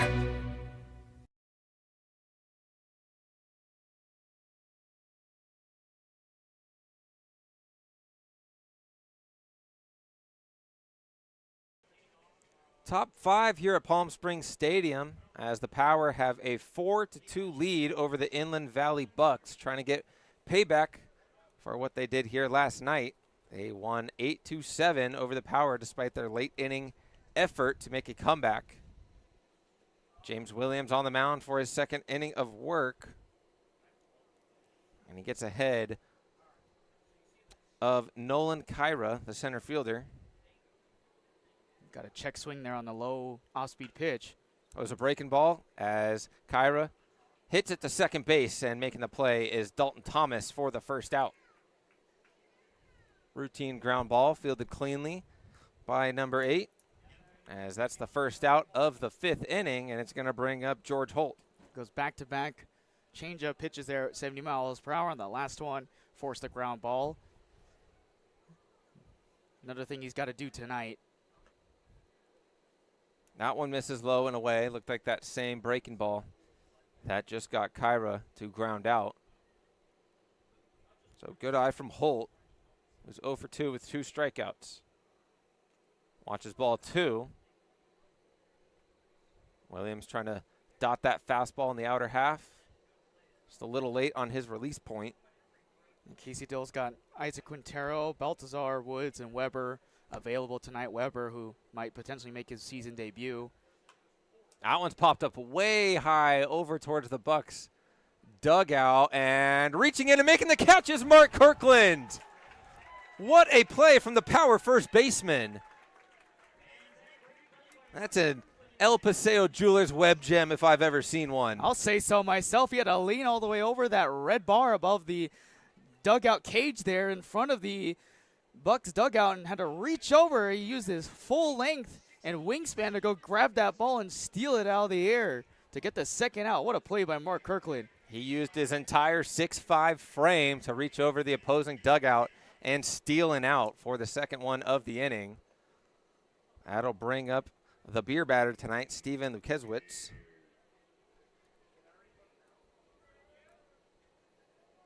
What a play from Mark Kirkland. There's a swing and fouled off from Lukezwitz. There's a reason why we put Mark Kirkland there. He got a good reach over it, went towards that, tracked it all the way to the dugout, made a beautiful catch inside that dugout. Good thing to keep his balance, too, because that would not be a pretty fall if he went into the dugout. I mean, he reached a few feet over into that dugout to come up with that play. That wasn't just, you know, slightly grazing the railing. He had to reach over to make that play. No, he had to literally sit on that railing, if you ask me. So 4-2 ball game still here in the top of the 5th. There's 2 outs in the inning. Cleanup hitter and the beer batter tonight for the Bucs at the plate in a 2-1 count. Softly lines that one to short. It's going to have to be a quick transfer from Goas, and he gets the play for the 3rd out. So a 6-3 putout ends the 5th inning for the Bucs. And the Power coming up to hit with a 2-run lead going into the bottom of the 5th.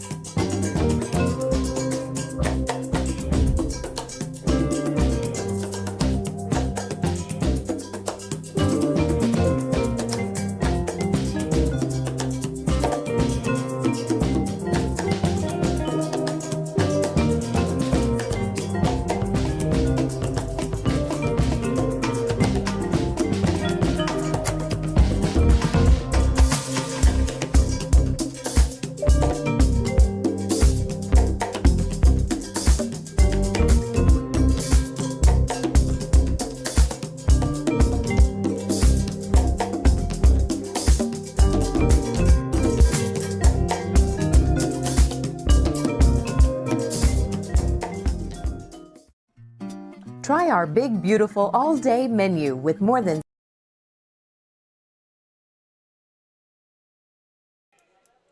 Bottom 5 here at Palm Springs Stadium. Power still hang on to a 4-2 lead over the Inland Valley Bucs. Due up here in the bottom of the 5th will be Casey Kleinman, Jamal Ritter, and Cohen Goas.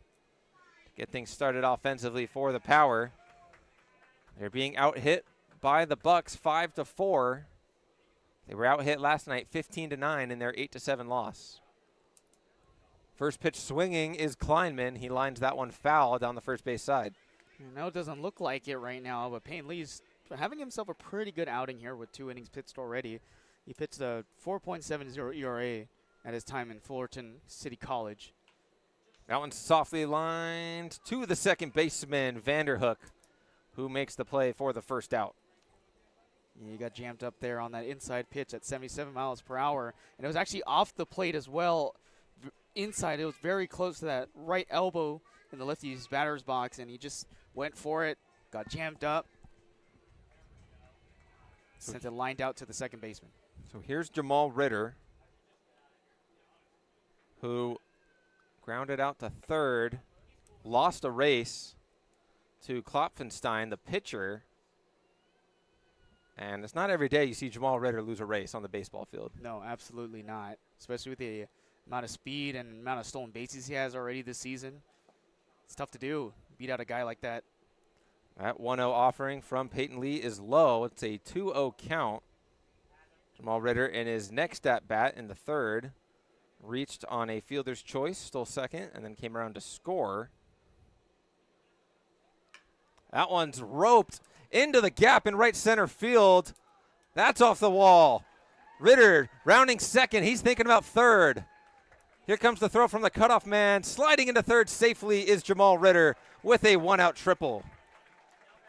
That ball was roped into the right center gap, and he was immediately thinking of standing on third base. That was absolutely roped. 92 miles per hour off the bat, sent it flying to the right center gap, took a one-hopper off of the wall, the Sunbelt rental ad out there in right center field. And a lot of speed, like we talked about, being able, that should have been a double for any other batter, but because of his speed, he's able to reach the third. And a good spot here with just one out. Yeah, that's crucial to get over to third base because there's only one out. 2-run ball game. Power trying to add that third run of insurance. That was the 5th hit of the ball game for the Power, so 5 hits apiece for the Bucs and the Power. 1 out, runner on third for Cohen Goes. He walked and hit an RBI single in his last 2 plate appearances. He also has a couple of stolen bases and a run scored. Jamal Ritter's second triple of the year, the only other man who's got 2 triples. Oh! And that one got a piece of Cohen Goes. So he's going to trot down to first base with a hit by pitch. He's reached base in all 3 plate appearances. That's going to bring up the right fielder, Grayson Gegg. Gegg walked and scored in his first plate appearances before flying out to left field in the third, so he is 0 for 1. He's got runners on the corners with 1 out.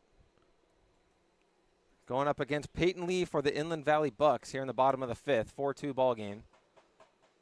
Runner looked like he wanted to go over at first. Holds up. Lee throws a strike, and it's 0-1. That pitch was actually off the strike zone, too, by 2 baseball lengths. Got him for the call. Home plate umpire John DeCesar called it. 4 strike 1. Now the runner goes at first. It's flared shallow left field. It's going to drop in fair territory. Standing at second is Goes. Easily scoring is Ritter. And the Power lead 5-2. Good job by Cohen Goes. When he was at first, he stood in between first and second, watched that ball trail all the way through. If that was going to get caught by Rossetti out there in left field, then he would have to go back. But good job, Grayson Gegg, for getting RBI number 2 of the year with a little blooper single to left field. So he scored a run, and now he's driven 1 in. He's standing at first base. Cohen Goes is at second with 1 out for Dalton Thomas, the 9-hole hitter. Yeah, how about 64 miles per hour off the bat? First pitch swinging, chops it to third. Carter steps on the bag, throws it to first, not in time. So they get 1 out at third, the lead runner. But Thomas is safe at first. Gegg is safe at second, and the lineup will flip over for Miles Walton. That's always a tough play to make that, especially when you're stepping on third, having to go from almost 90 feet across the diamond there to first base through that little bit of one hopper, tough scoop up for Lukesiewicz. That one is away for ball 1 to Miles Walton, the Power leadoff hitter. He walked in the first and then stole a base, and then his next at-bat, he hit a bases-clearing double to give the Power a 3-1 lead in the second. And they haven't looked back since. That's a good pitch on the outer half. Doesn't get the call. So it's 2-0. Not a bad spot to miss. Looked like 85 almost on the corner from Peyton Lee. Here's the 2-0. Misses inside. So now it's 3-0 to Miles Walton. Do you give him the green light here? You know, 2 outs here, 2 men on base, 5-2. I think you try to conserve it. Just watch what comes through. He takes strike 1 on the inner half. Well-located pitch from Lee. 85 on the hands of the right-handed hitter, Miles Walton. You know, that's an okay pitch to take, actually, because that was on the inside corner and just barely skims the strike zone at 85. You got to be looking for that and be ready to turn on it. That one's on the outer half and catches the zone. So to go outside and inside with the fastball to get your 2 strikes after a 3-0 count. Yeah, see, I don't know about that one. That one missed it by at least the ball's length outside the strike zone on the other side. Big payoff pitch coming here with 2 outs. Swing and a miss, foul tip as Walton stays alive. Runners were going with 2 outs in the inning. Power have scored 1 here in the bottom of the 5th. They lead 5-2 over the Inland Valley Bucs. No choice to go after that pitch there because that was low on the outside corner of the strike zone. And good job, just barely got a piece of it to keep this at-bat alive. Another payoff pitch. That one caught the zone. Strike 3. Caught looking is Walton. So the Power able to add another run. They have a 3-run lead now as we are through 5 here at Palm Springs Stadium. You listen to Fox Sports 1270 AM. We'll be right back. Like a family setting, you know, we come and we get into conversation, and it's comfortable here is what I guess I'll say. It's comfortable. The hot cocoa has whipped cream and sprinkles in the whipped cream in the hot cocoa. Very family oriented. You know, they cater to the kids. They got the coloring books and crayons, and they have kid-sized stuff about almost for everything that you would want. So young and old, everybody can enjoy it. It's the best. Made from scratch memories. Elmer's. Building your business is no small undertaking, and you need the right team by your side. Whether you're just getting started or expanding nationwide, Pacific Premier Bank is here to support your business every step of the way. As your trusted banking partner, we can help guide you down the right path with customized solutions designed for your business. We'll help you achieve the success you deserve. Pacific Premier Bank. Let's build your future together. Try our big, beautiful all-day menu with more than 70 delicious dishes and our award-winning 3-course brunch for only $27.99. At Palm Springs' most popular restaurant, there's always a party at Lulu.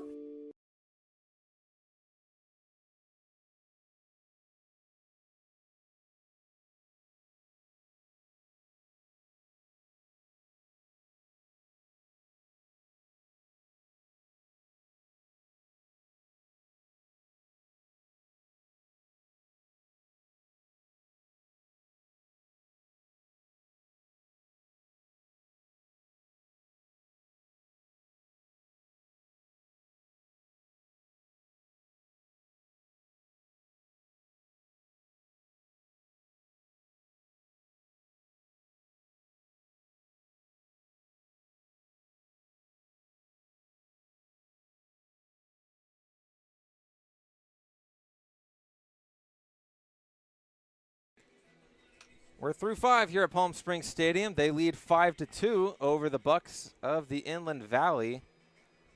3 runs in the second, 1 in the third, 1 in the 5th for the Power. As the Bucs got out to a 1-0 lead in the first, added another in the 4th.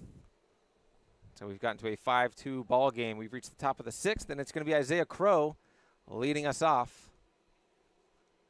Andrew Baltazar made an appearance in Game 1 against the Alameda Anchors back on Tuesday. Threw for 2 innings, faced 12 batters, sat down 3 in total, gave up 4 walks and only 1 earned run. Pretty solid outing. Expect that here tonight. Baltazar is a fastball, cutter, slider, and changeup. First pitch swinging and stabbing at that ball is Mark Kirkland for the first out as Crow lined that one down the first base line before it was picked off by Kirkland. Yeah, that's not an easy play by Kirkland because that was taking a weird hopper and it was trailing towards that corner side. And he kind of turned around, turned his hips away from the ball, was able to glove it just before it could get into the outfield. Good stop by Kirkland. Yeah, normally in the middle infield they tell you to go and get that ball, but for the first baseman on a weirdly hit ball like that, you have to kind of sit back and see how that ball is going to bounce. Here's Carter Vanderhook. Watches strike one. Especially with the weird way that sometimes these balls can bounce around in the infield. We've seen that plenty of times this year. He's just testing it. He knows this is home field advantage for him, and he's able to get used to those kinds of ground balls here. Baltazar with the 0-1 delivery. That one just missed outside. Didn't look like it was a bad pitch at all. 85 right on the outside corner. Missed by less than a baseball. So it's a 1-1 count now to the Bucs second baseman. He's 0 for 2 with 2 strikeouts tonight. A little over the top on that slider right there. That was at 78 miles per hour. He's using that pitch to change up and a cutter and a fastball that lands between mid 85 and upper 80s at 88, topping out. So 5-2 ball game. Power already got one quick out here in the 5th. There's a swing, and did he make contact with that, or is it a swing? So it's a 2-2 count.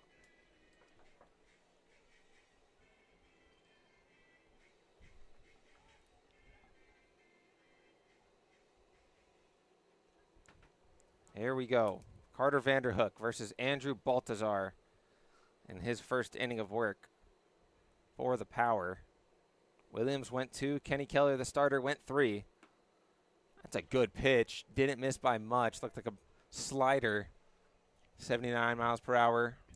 About a baseball off the outside corner. Just trying to dot that one up, yeah. Count runs full. Here with 1 out in the top of the 6th. Here's the 3-2. Swing and a miss from Vanderhook. He goes down with his 3rd K of the night. And Baltazar and the Power have 2 outs here in the 6th. Vanderhook has not had a lot of good at-bats here tonight. 3 strikeouts, all swinging strikeouts tonight. And he was way ahead of that swing on an 85-mile-per-hour fastball that was upstairs and inside the top corner of the strike zone. Good pitch by Baltazar. 8th strikeout of the night from Power pitching, as he throws in a wicked breaking ball to get ahead of Benjamin Carter. Yeah, that was definitely his changeup pitch there. That one actually trailed back in at 76 miles an hour, lower part of the strike zone. That one looked like it caught the top of the zone, but it's called a ball. So the count's 1-1 to the Bucs third baseman. I guess he just barely missed it there. It was right there on the strike zone, top part. Here's the delivery from Baltazar. Big swing and a miss from Carter. Fastball 86, top of the zone. Up and in to the right-handed hitter. Same spot too, sent it with a little bit more velocity this time. See if he can try to use the slider here on a 1-2 count. Yeah, expect him to try to get Carter chasing. Let's see where he goes. Dots up a fastball. Did not miss by much. That was at the knees on the outer half of the plate, but no call from John DeCesar. Right there on that bottom corner of the strike zone. Just, I guess, barely missed it by maybe a millimeter. Here's the 2-2. Swing and a miss from Carter. He got him chasing. So Baltazar comes in and retires the side in the 6th. Power still lead 5-2 going into the bottom half. You're listening to Palm Springs Power Baseball on Fox Sports 1270 AM. Outdoor living in the Coachella Valley is spectacular, and Tessera is the premier builder of outdoor living spaces in the desert. Nobody does it better than Tessera. From one end of this valley to the other, from Palm Springs to Rancho Mirage, Palm Desert, to Indio and La Quinta. For 35 years, we've created the ultimate in outdoor living, landscaping, pools, and patios, so you and your family can enjoy each other. Live well. Live Tessera.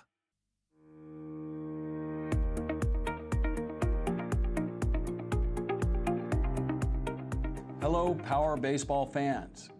At SBMP Attorneys, we believe in the power of community. And that's why we proudly support the Palm Springs Power, our hometown baseball team. After a memorable championship season in 2024, capping off the team's 20th anniversary, we're all very excited about the 2025 Power team. SBMP Attorneys and the Palm Springs Power are two teams that are committed to excellence, community, and the spirit of winning. We'll see you all at the ballpark.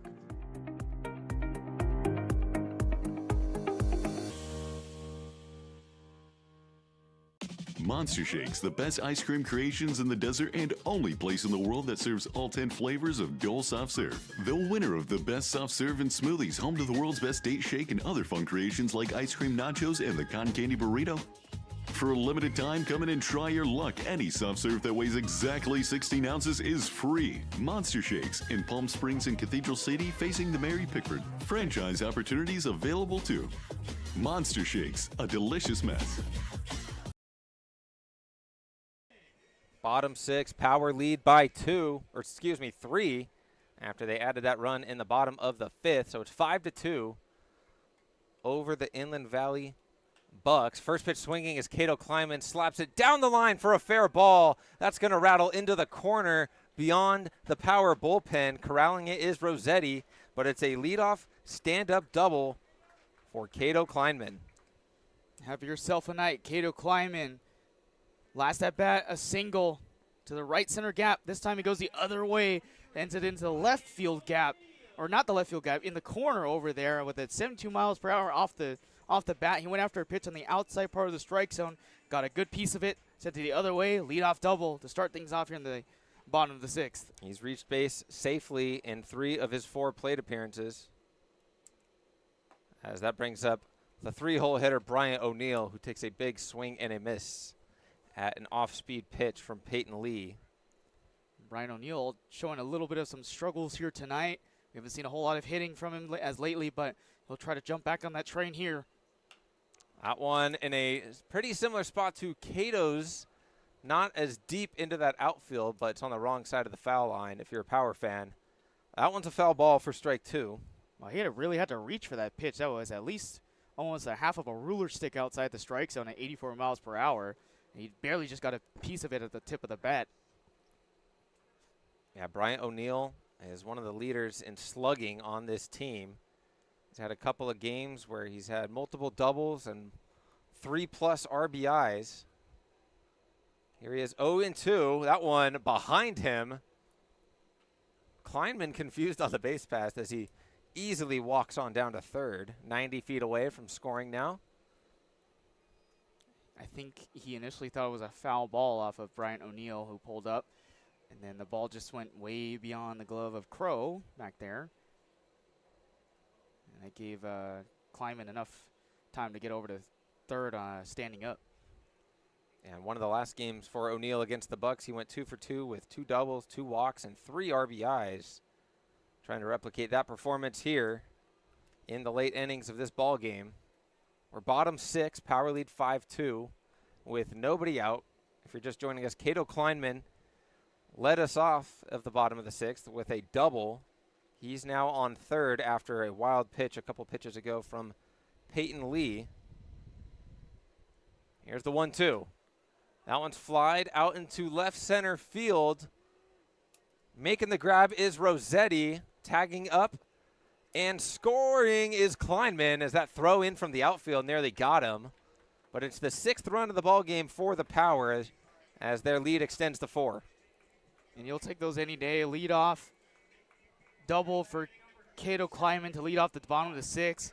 And then Brian O'Neill just sending one out into the left center gap and forcing it deep enough so Cato can come in and score another run. Good insurance here as they're up by 4 now. 6-2 in the 6th with 1 out. Now Mark Kirkland's up to bat. Watches ball 1.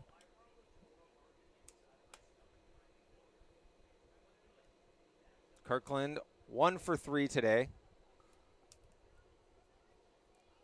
Swings at that offering and fouls it off. Count now even 1-1. Mark Kirkland is tied with O'Neill on the team with walks. So big power bats, but they know how to work a count and find themselves on base. Big hack from Kirkland, as it's now 1-2. He wanted the outside pitch there. That was on the outside edge of the strike zone at 76 miles an hour. Right now he's just trying to get one in play like he's done throughout these last 2 games. Here's the 1-2. It's outside for a ball. 86 on the gun out of the right arm of Peyton Lee, who's in his 4th inning of work. As that one, he had to fish for it down in the zone. Kirkland rolls it to second base. Bobbled initially from Vanderhook, but he corrals it and fires a strike to first for the second out. He was trying to begin it in play again, and this time he chases after a changeup 77 miles per hour below the strike zone and was a little late on the swing and just bounced it to Vanderhook. So here's Casey Kleinman with 2 outs here in the bottom of the 6th. Power lead by 4, and he shows bunt and comes up empty.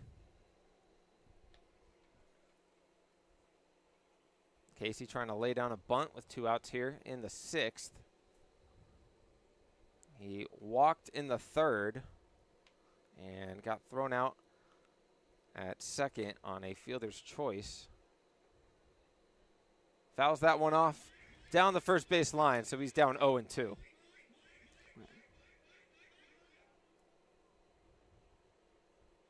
Casey Kleinman with 7 runs and 9 hits, 3 of them extra base hits in 39 plate appearances coming into this game. He turns on that one. It gets through underneath the glove of the third baseman, Carter, as that's a 2-out base hit for Casey Kleinman to keep the 6th inning alive. Good hit. 76 miles off the bat, inside pitch.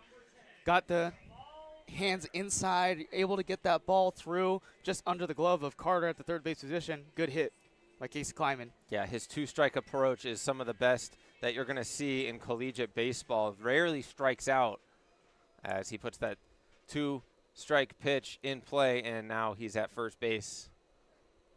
And that brings up Jamal Ritter, who scored 2 runs today. His last at bat, he smoked a triple into the right center gap. Here he is ahead 1-0. Kleinman dancing around at first. Pitch is low and inside for ball 2 to Ritter. And not a whole lot of velocity on some of these pitches right now as he threw that one way inside and in close to the dirt and the ground there. Anything close here, I think Jamal is definitely going to try to go send it out again. The 2-0. Big swing and a miss from Ritter. He was over the top of that changeup that just dropped low and away from the lefty. And you could tell Ritter, again, thought that was going to stay up and in, and it just took a dip, and he wanted that one to go the other way. Oh, that one got underneath Ritter. He got out of the way, so it's not a hit by pitch, but it's a pass ball, or a wild pitch, excuse me, as Kleinman is able to get to second. So he's in scoring position now with 2 outs. Ritter has a 3-1 count here in the bottom of the 6th. In a 6-2 ball game, the power lead over the Inland Valley Bucs. Yeah, no chance for the catcher there to try to make a play to get Casey out at second, so wild pitch gets him on board. That one is outside, so Ritter is able to draw a 2-out walk. So he trots on down to first, and that'll bring up Cohen Goas, who's walked. He was hit by a pitch, and he also has an RBI single back in the 3rd. So he's gotten on base in all 3 appearances. 2 outs, runner on first and second for the power shortstop. He fouls that one back for strike 1. A lot of runners left on base tonight for the power, 8 total already. They've consistently done it minus the 4th inning, leaving 2 guys on base. There's 2 guys on base here, so they definitely want to try to avoid that with 2 guys out and away already here in the bottom of the 6th inning. That one low and away for a ball in the dirt. It was a good job from Crow to keep it in front of him. Otherwise, both power runners would have advanced So it's a 1-1 count. Righty delivers, leaves it high to Goes. He's now ahead of the count. 2 balls and 1 strike.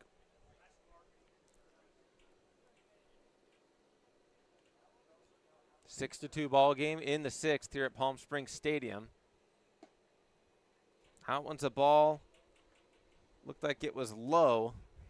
So 3-1 count now. You're losing control of that fastball just a little bit right now. Now at last one, 86 miles per hour. Release point, a little late, down and low.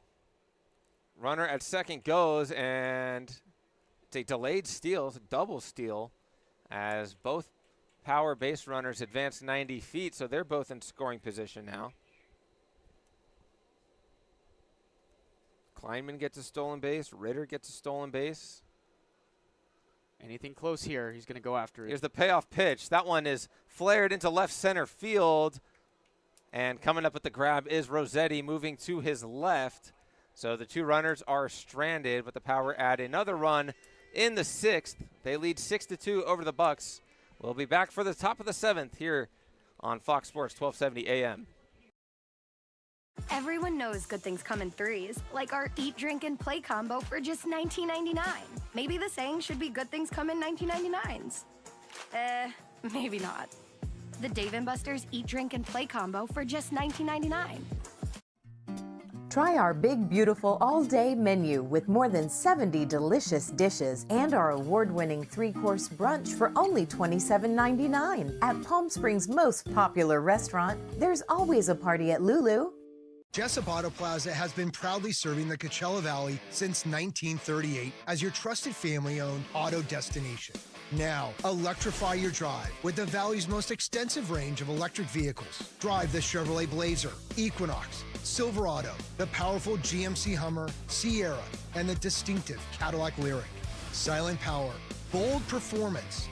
Electrify your drive. Jessup Auto Plaza. Since 1938, the EV brands you love, the family you trust.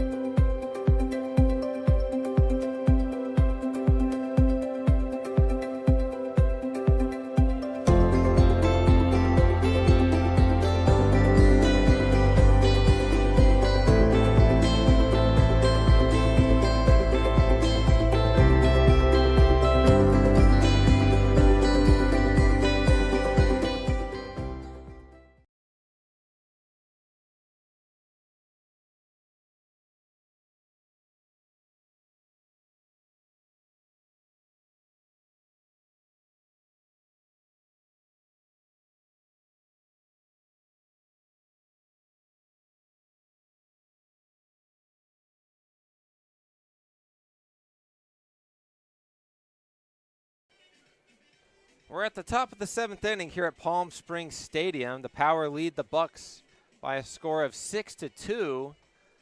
Through 3 innings, they had a 4-1 lead, but they were being out-hit by the Bucs 5-3. Since then, it's been 5 unanswered hits and 2 unanswered runs for the Power. Andrew Baltazar on the mound for his 2nd inning of work. He's going up against right fielder Isaiah Rios, whose first pitch swinging hits a high fly ball out to center field. That keeps carrying, and Ritter comes up with the grab for the first out of the 7th. Pretty well hit ball, 86 miles per hour fastball. Got the heart of the strike zone, and he got a good piece of it, but stayed within the ballpark. Again, it's tough to do that with wooden bats here in this ballpark, a major league ballpark, I should add. 400 feet, that's the average length of most MLB stadiums. So 1 out here in the top of the 7th. That'll bring up Peyton Lee, who's been on the mound for the Bucs the previous 4 innings. Came in relief for the starter, Klopfenstein, and he's been able to throw strikes. Here he is at the dish. He actually singled in his last and only at bat, drove in a run. So he's 1 for 1. Here's the 1-0. That one's chopped over to Thomas at second. Fields it cleanly, underhands it to Kirkland for the 2nd out. Another good job by Dalton. who has been so good at that second base position, charge the ball on the grounder there, try to beat the throw over to first base to try to beat Peyton Lee running down that baseline. He got jammed with the inside fastball at 84 miles per hour on the inside corner of the strike zone. And I like how Thomas went underhand there. Just a smooth defensive play. Didn't try to do too much to get the out. The runner wasn't going too hard. You don't want to force any mistakes, especially right now, because late yesterday, that's kind of where they started building their way back into this game. You don't want to give any chances to the other team to try to build back and get a comeback. That one's low and in for a ball. Yeah, last night the Power led 3-0 through 3 innings before the Bucs scored 7 unanswered to make it a 7-3 ball game. Power added 3 in the bottom half of the 7th before each team traded runs in the 8th. Score ended 8-7 as the Bucs handed the Power their second loss here at Palm Springs Stadium on the year. And that was even through a night where the Inland Valley Bucs had a lot of errors, 3 in total last night. Here's the 2-1 from Baltazar. Misses inside. As the count is now 3-1 to the Bucs leadoff hitter, Joey Rossetti. He missed it by 2 baseballs lengths on the inside. Rossetti 1 for 3 today. Here he is in a 3-1 count. Swings at it and lines it foul towards the Power bullpen, as we'll have a full count with 2 outs here in the 7th inning. Power leads 6-2. They're out hitting the Bucs 8-5.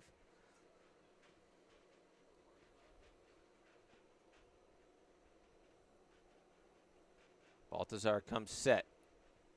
Kicks and fires. Strike 3 looking. Down goes Rossetti.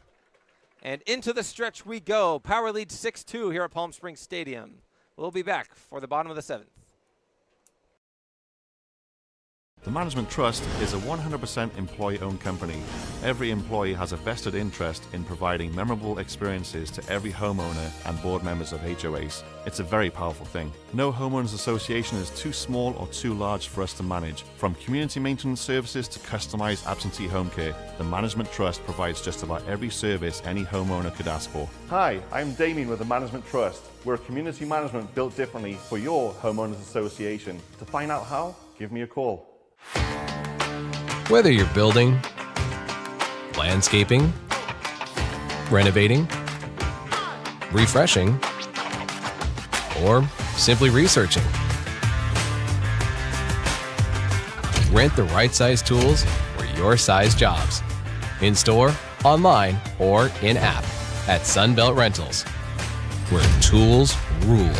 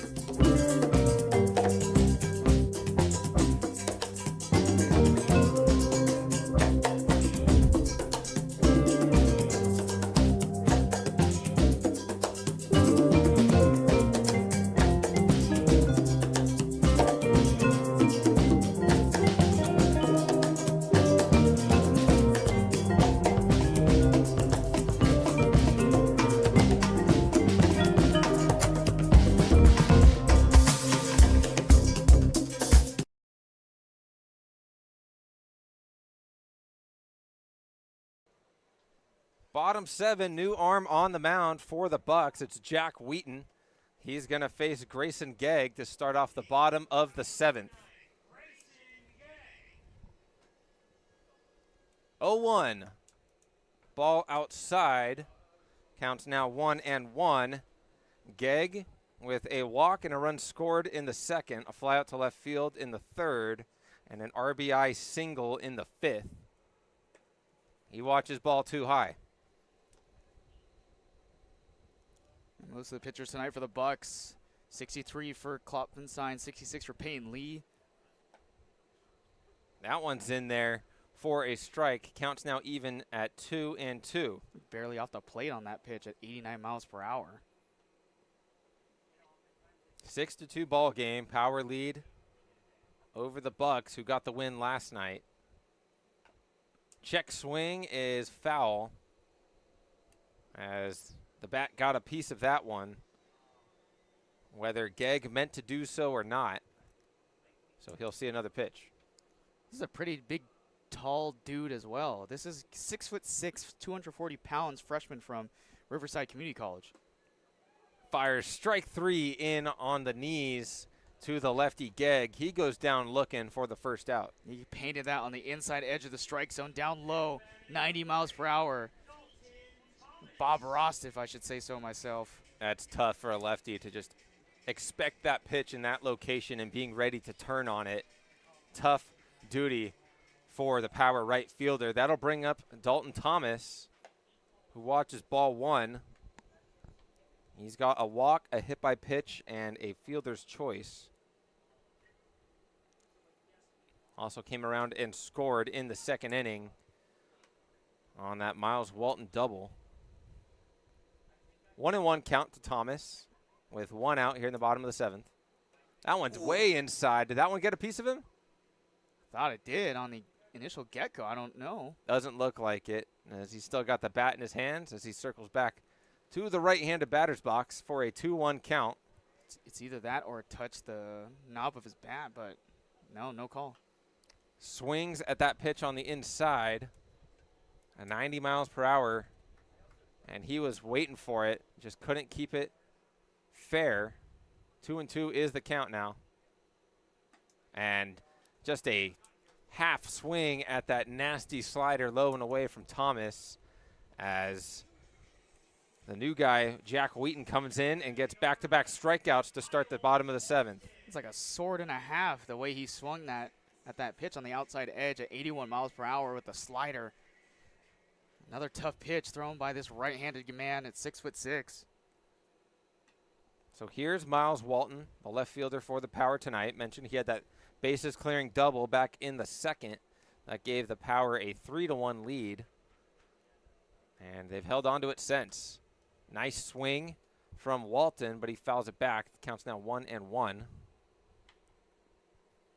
Yeah, going back to Wheaton, he was able to dot up Gegg with a fastball and got him looking. That one's chopped.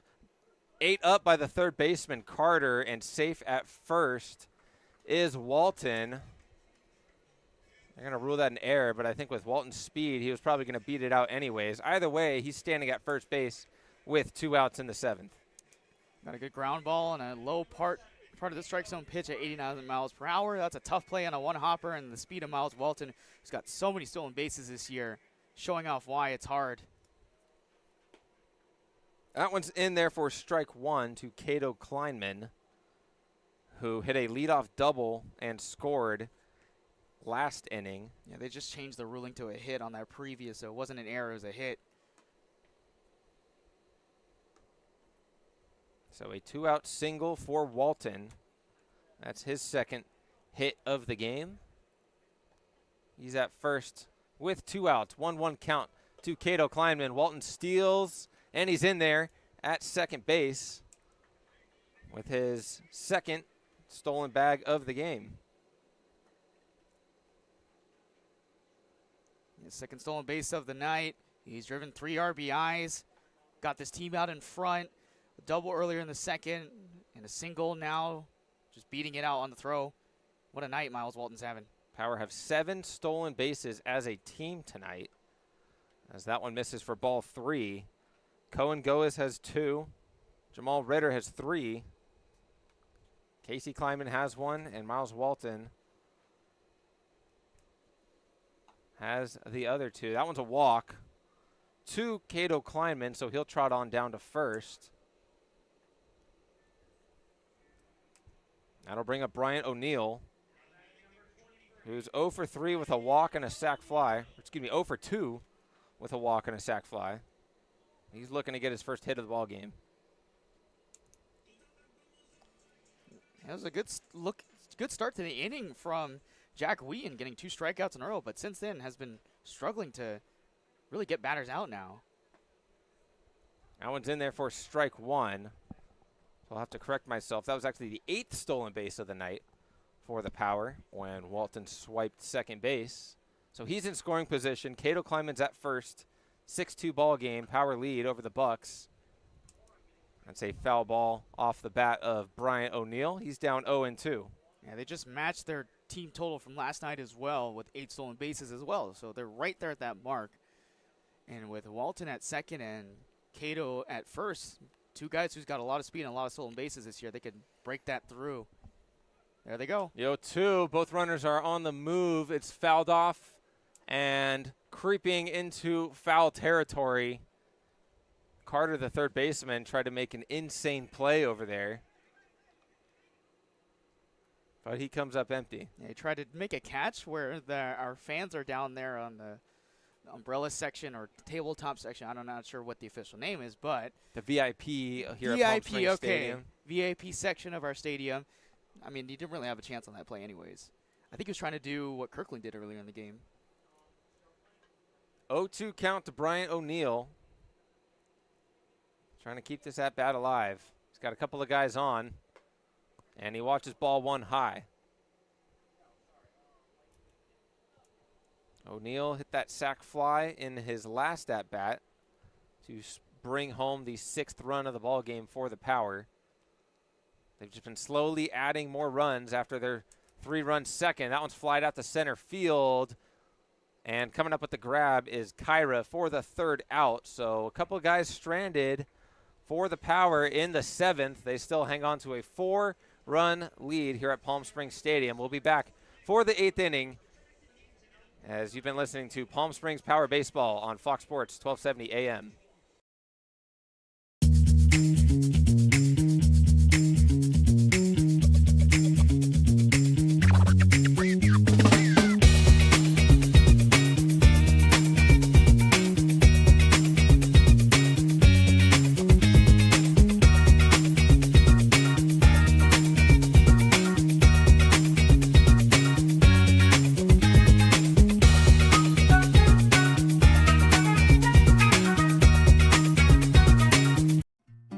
Try our big, beautiful all-day menu with more than 70 delicious dishes and our award-winning 3-course brunch for only $27.99. At Palm Springs' most popular restaurant, there's always a party at Lulu.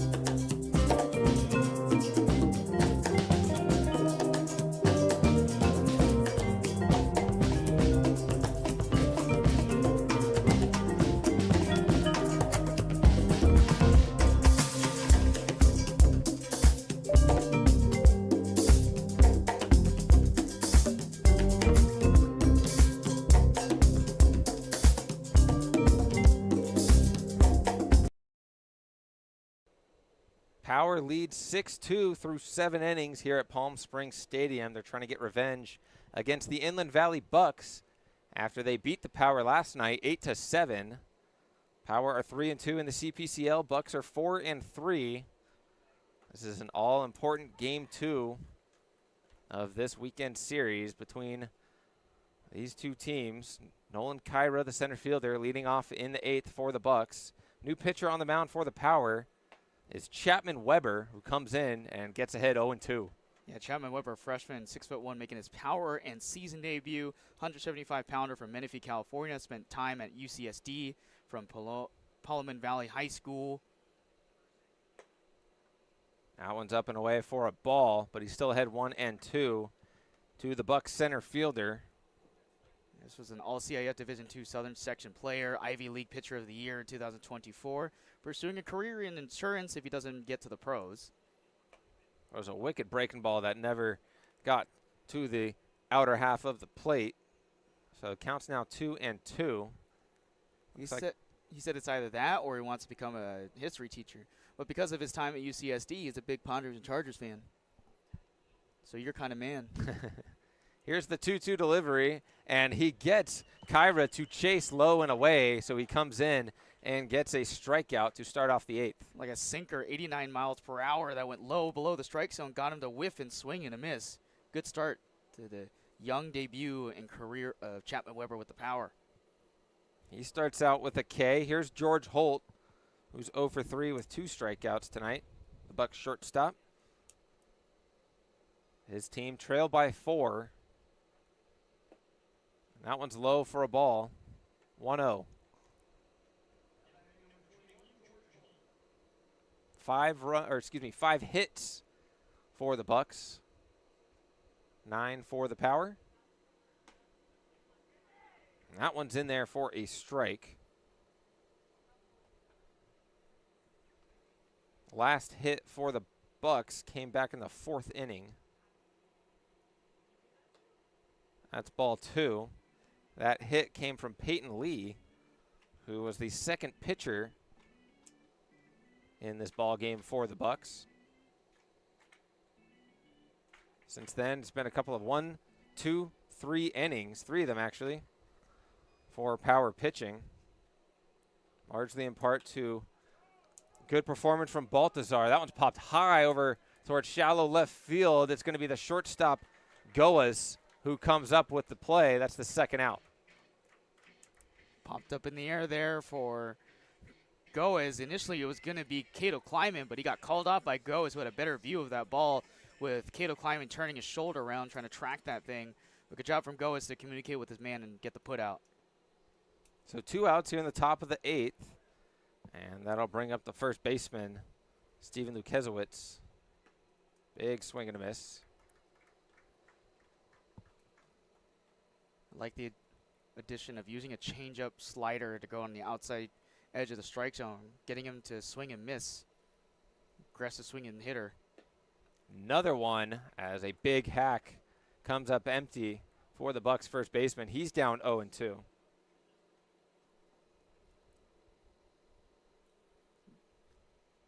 A lot of places that Weber can go here. The 0-2 delivery.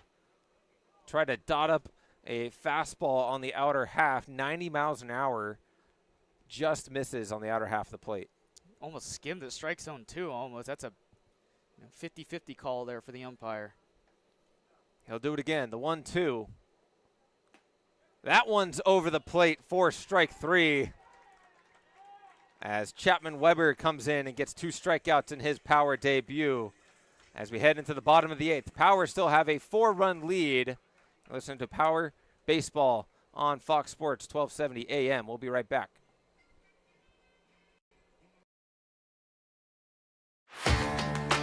Whether you're building, landscaping, renovating, refreshing, or simply researching, rent the right size tools for your size jobs. In store, online, or in-app at Sunbelt Rentals, where tools rule.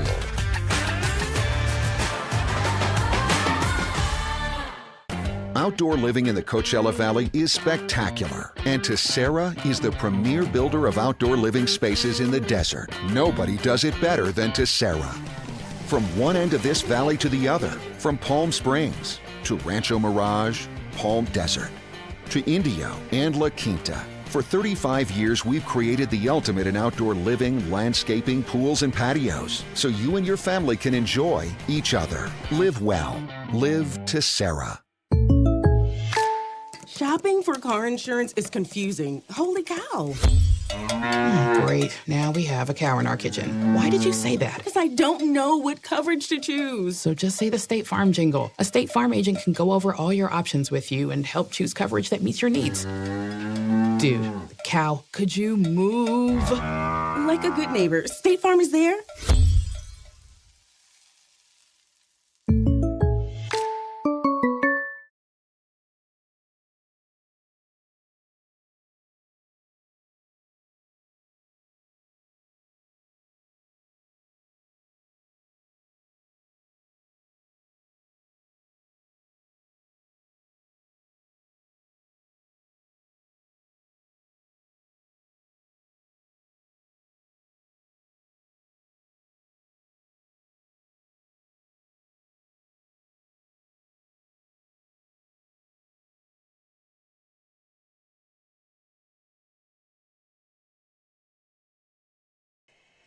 Bottom 8 here at Palm Springs Stadium. They hang on to a 6-2 lead over the Inland Valley Bucs. And the first baseman, Mark Kirkland, comes up to lead off the 8th inning. Going up against Jack Wheaton in his in his second inning of work.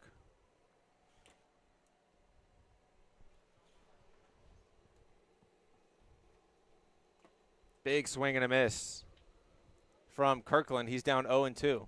Went to try to go for that outside pitch. Fastball 80 miles an hour on the outside edge. Quick delivery from the pitcher. Leaves it outside for a ball. 1-2 is the count now. How about the power pitching tonight? Taking down 11 guys on strikeouts. Certainly have had that strikeout pitch working. Grounded to second off of the glove of Vanderhook and into right field. That's not sure what it's going to be ruled as. Either way, Mark Kirkland is at first base. Yeah, Vanderhook did touch it, so I don't know if he would have had a good play there. It's tough when he's sliding down like that. And yeah, it looks like they're going with a hit. I would agree as well. Just the way that that ball was hit, that's a tough play to make either way. Kirkland's got some sneaky speed on him, too. He's got 4 stolen bags on the year, so he can certainly move it. First pitch swinging is Tyler Nelson, and it's caught by the center fielder, Kyra. Tyler Nelson came in quickly for a pinch hit appearance for Casey Kleinman. Saw the first pitch and liked it. Took a nice hack and flies out to the center fielder for the first out of the bottom of the 8th. That'll bring up Jamal Ritter. They're trying to get something a little different here with a different look. An interesting move, even though Casey Kleinman had a single in his last at-bat, so they bring up Tyler Nelson. That's strike 1 to Ritter. Kirkland over at first with 1 out here in the bottom of the 8th. Power leads 6-2. Nice hack from Ritter, but he's over the top of that pitch. 83 low and away with plenty of movement. 1.5 feet of break. Here's the 0-2. Up and away. Catcher drops it, but doesn't get too far away. That's Isaiah Crow back there for the Bucs. 10 hits tonight for this power offense and really showing out here. The 1-2, way foul, as it was inside to Ritter, the left-handed hitter, and he pulled it down the first baseline. Count stays at 1-2. He got jammed up way inside on that pitch, 81 miles per hour. Righty kicks and fires. That one's flied out to left field this time. Off the bat of Ritter, making the catch is Rossetti for the second out. So a leadoff single from Mark Kirkland, followed by a couple of flyouts to center field and left. That'll bring up Cohen Goa's power shortstop tonight. He's got a walk, a single, a hit by pitch, and a flyout. He's also stolen 2 bags and drove in 1 run, scored 1 himself. Watch his ball 1 low. Yeah, all these power hitters have been having some good outings tonight. You know, Cato Kleinman single and a double. Miles Walton getting a 3 RBI double, single as well. All these batters have been great tonight. Strike on the inside to Goas. Yeah, and it all started with that 3rd inning. Goas, Gegg, and Thomas back-to-back-to-back walks. That allowed Miles Walton to clear the bases with a double into the right center gap. And really, that's the difference of this ball game. I know it's a 4-run game, but the Power have not given up the lead since that 3-1 advantage in the 2nd inning.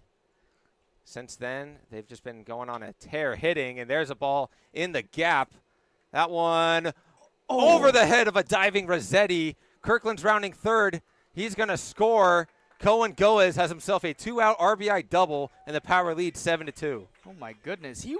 Rossetti came over from the left field position and went flying like Superman right in the gap. And the way that was hit, I mean, he did touch it. It bounced out of his glove and went to the wall, so it's going to be a hit either way. That's a tough play to really try to make. But how sick of a play would that have been if Rossetti caught that? That was Incredible effort from the left fielder, moving to his left into that gap.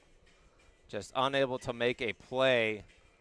As I mentioned, the Power add another run. It's now 7-2 after that RBI double from Cohen Goes. Grayson Gegg is at the plate now. Cohen's. That one low for ball one. What a day for Cohen Goes. Yeah, Goes 2 RBIs already tonight. With the double there, that's the 4th extra base hit from the Power tonight.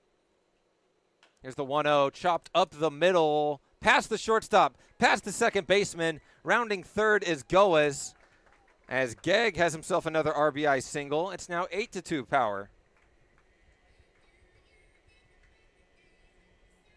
And Dalton Thomas is going to come up as the Power here in the bottom of the 8th have gone on a 2-out rally.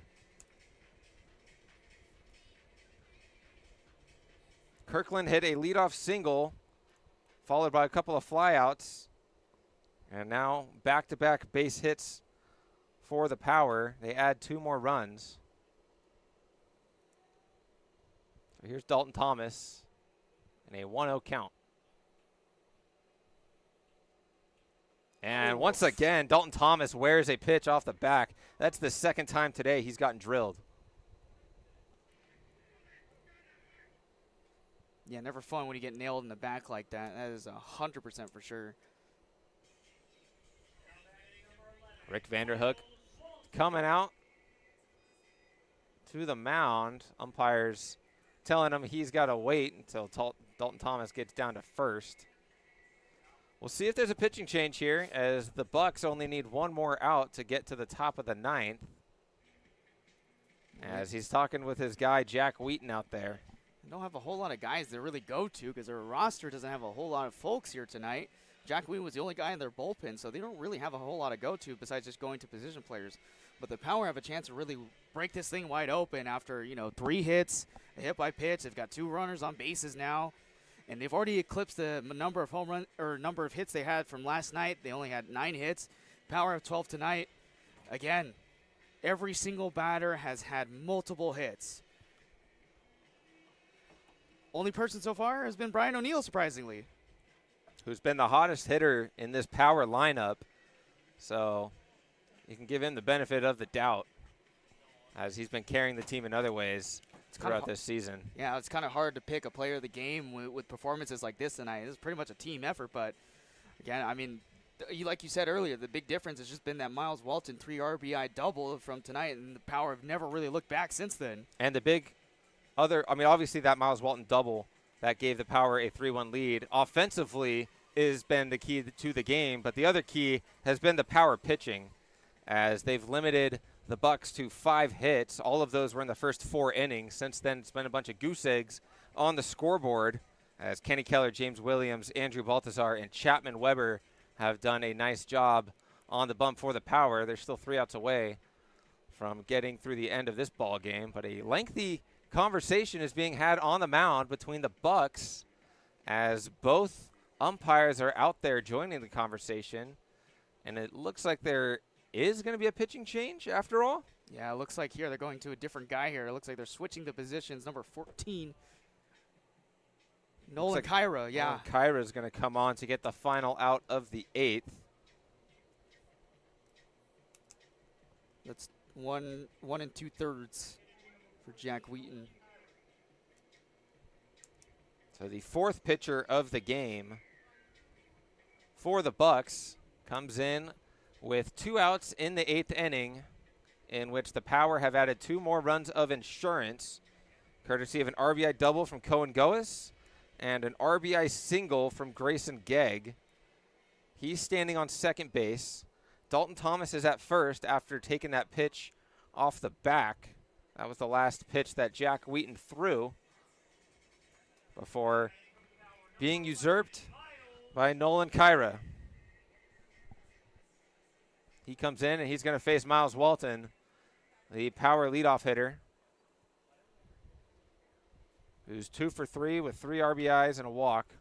That one's rolled to the third baseman, makes the throw to second, and beating out the throw is Thomas, as he was running hard, and everybody's safe. An awkward play there as the third baseman wanted to go to second, and he's late. That'll bring up Cato Kleinman, and the bases are loaded for the Power with 2 outs. Yeah, that's like kind of like a awkward like fielder's choice almost. Strike one in there on the outer half to Kleinman, who has a walk, 2 walks, and 2 hits, has also scored a run. Nice hit lead there out into right center field. Center fielder's moving back. He's not going to get there. Over his head. 2 runs are going to score. Cato Kleinman's rounding second, going to third. And he's in there sliding with a 2-out, 2 RBI triple to extend the lead for the Power. Wow, bases clearing triple from Cato Kleinman, and he decides to rip open this game. And he's like single, double, triple. I mean, he's probably not going to get another chance to get up to bat here, but how about a 75%, you know, all the way around? The cycle almost, too. And the Power now have scored 10 runs. That means everybody in attendance gets a free dessert coupon from McDonald's. Then I'll bring up Bryant O'Neill, still with 2 outs, and now a runner on third.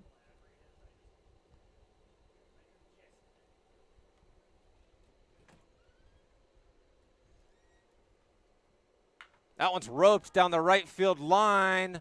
Drifting foul. Oh, they're calling it a fair ball.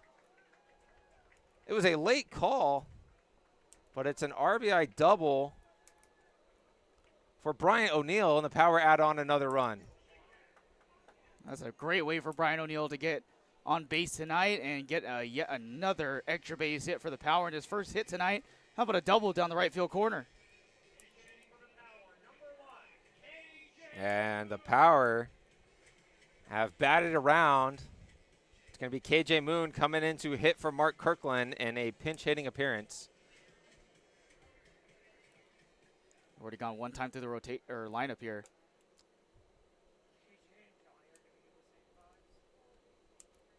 So with 2 outs, the Power have gone on a rally to bring 6 runs across the board in this inning. That one's fouled back off the bat of KJ Moon. Kyra is just out there as a position player, just kind of lobbing it over the zone. Very Kike Hernandez-esque for the Dodgers. Who, by the way, is actually pitching tonight with the Dodgers blowing out the San Francisco Giants 11-5.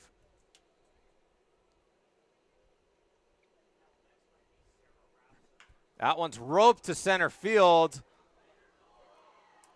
And that ball's out of here.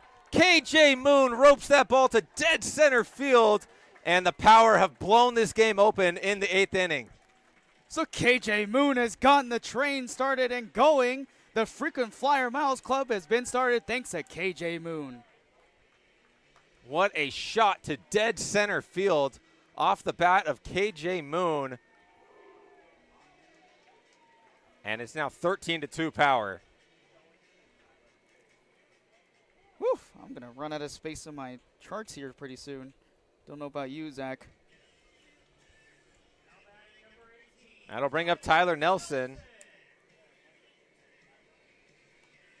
First pitch swinging as they got started real quickly there, as Nolan Kyra is just ready to get out of this inning. Let alone with just 2 outs already as well. That one's a strike called on the outer half. That was dotted, 60 miles per hour.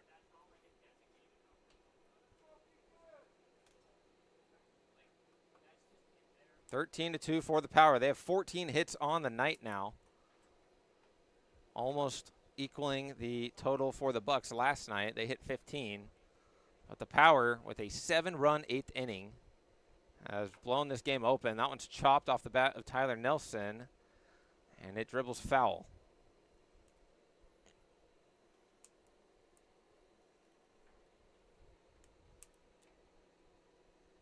On the mound, trying to get through this 8th inning, is Kyra, who came in relief for Jack Wheaton.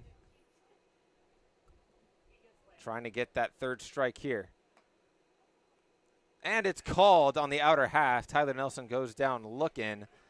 But the Power blow this game open, and they take a double-digit lead into the top of the ninth. We'll be right back.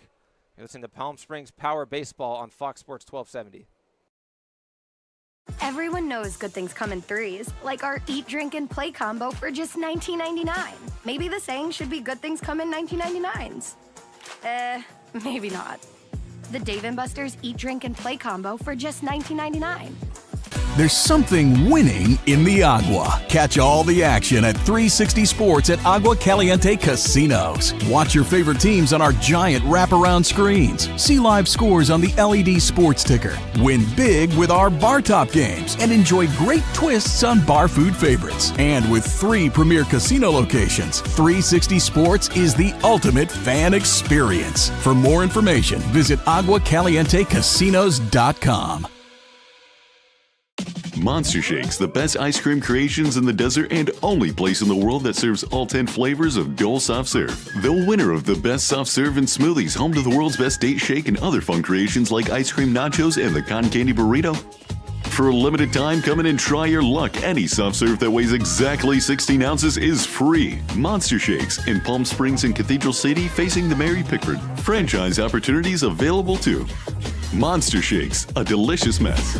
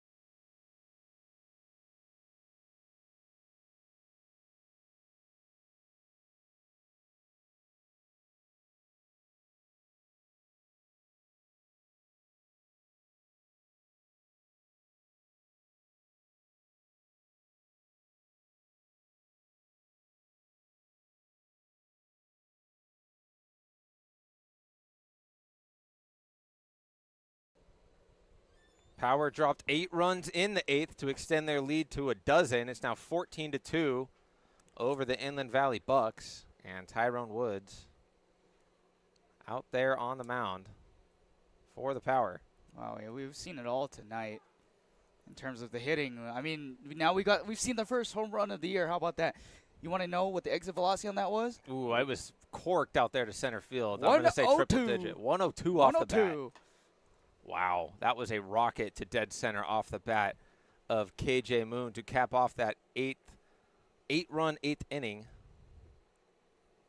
as home run number 1 on the summer for the Power, courtesy of KJ Moon. The 1-1 from Tyrone Woods is fouled off by the catcher Isaiah Crow. He's now down 1-2 to start off this 9th inning. Yeah, and I don't mean like that was a terrible home run, but like it wasn't hit to the corner. It's 350, right? That was hit dead center. Dead center. Dead center. That's over the 400 wall. That was at least like 410, 420 feet. Bouncing off that batter's eye. Dead center field. That ball went a long way. KJ Moon pinch hit 2-run home run. He came in to hit for Mark Kirkland, who got that inning started with a leadoff single. Woods throws a breaking ball and doesn't get Isaiah Crow to chase. 2-2 count. Nobody out here in the 9th inning. Nice hack from Crow, and he fouls it off down the first base side. Power lead 14-2 over the Bucs. What a way to get revenge after losing on home turf last night. Swing and a miss, no contact. It's going to be a drop third strike, and unable to corral it is Tyler Nelson back there at catcher. So safe at first is Crow on the drop third strike, and that'll bring up Carter Vanderhook. Yeah, it was just a weird little play there that went behind Tyler Nelson. I think he thought it was a foul ball because that thing went all the way to the back. But drop third strike, weird way to stat it on, but, you know, he reaches on the drop third. So Crow is at first. Carter is at the plate with nobody out here in the ninth. 14-2 ball game after the Power dropped 8 in the last inning. There's ball one.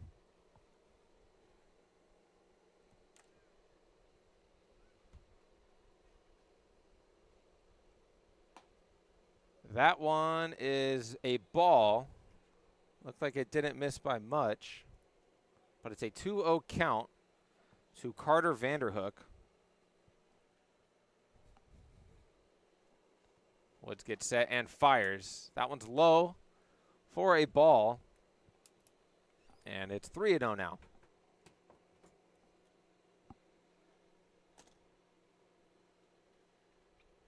$14 hits for the Power, 5 for the Bucs, as Woods throws strike one in there. Vanderhook was already walking to first.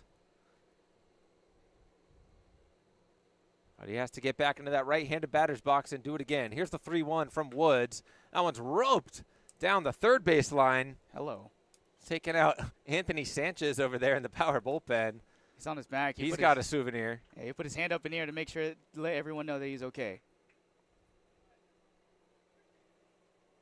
He'll keep his head on a swivel down there. Yeah, that's called a wake-up call. So it was 3-0. Now it's 3-2 as Woods has worked himself back into the count. Here's the payoff pitch, and he leaves that one outside. So it's a walk to Carter Vanderhook. He trots on down to first, and Crow goes to second. So first and second with nobody out in the top of the ninth for the Bucs. It's going to be Benjamin Carter, the third baseman, coming up to bat. He's 1 for 3 with a single and a run scored. Well, I mean, you know, not ideal in the most positions to be here in the top of the ninth, but obviously they're up by a lot of runs. Low and away for ball one. Woods is throwing 90, but he's struggling to throw it over the plate, leaving it just a little bit outside to the right-handed hitters. Here's the 1-0. That one's over the plate, and it's a big swing and a miss from Benjamin Carter. KJ Moon has had the most at-bats tonight with 6 in total, 2 RBIs, and that 2-run home run to cap off what has been a beautiful night for the Power. There's the 1-1. That one's hit high into right center field. Ritter and Gegg are in the area. It's going to be Ritter who makes the catch. Tagging from second and advancing to third is Isaiah Crow. So there's Bucs on the corners with 1 out here in the ninth. Well hit ball, 84 miles off the bat. Exit velo, that pitch right down the middle at 89 miles per hour. Let's get the first out here, though. Nothing wrong with that. Runners at the corners here.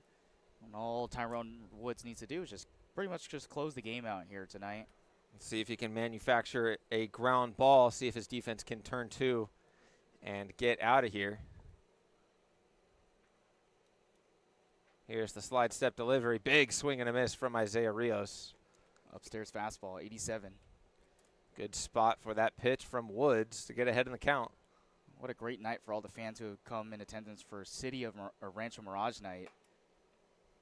That one's up and away for a ball. Counts now even. You got a free power ticket, tote bag. You saw every single hit possible, home run tonight. Good showing here on this Saturday evening. That one's in there for strike 2.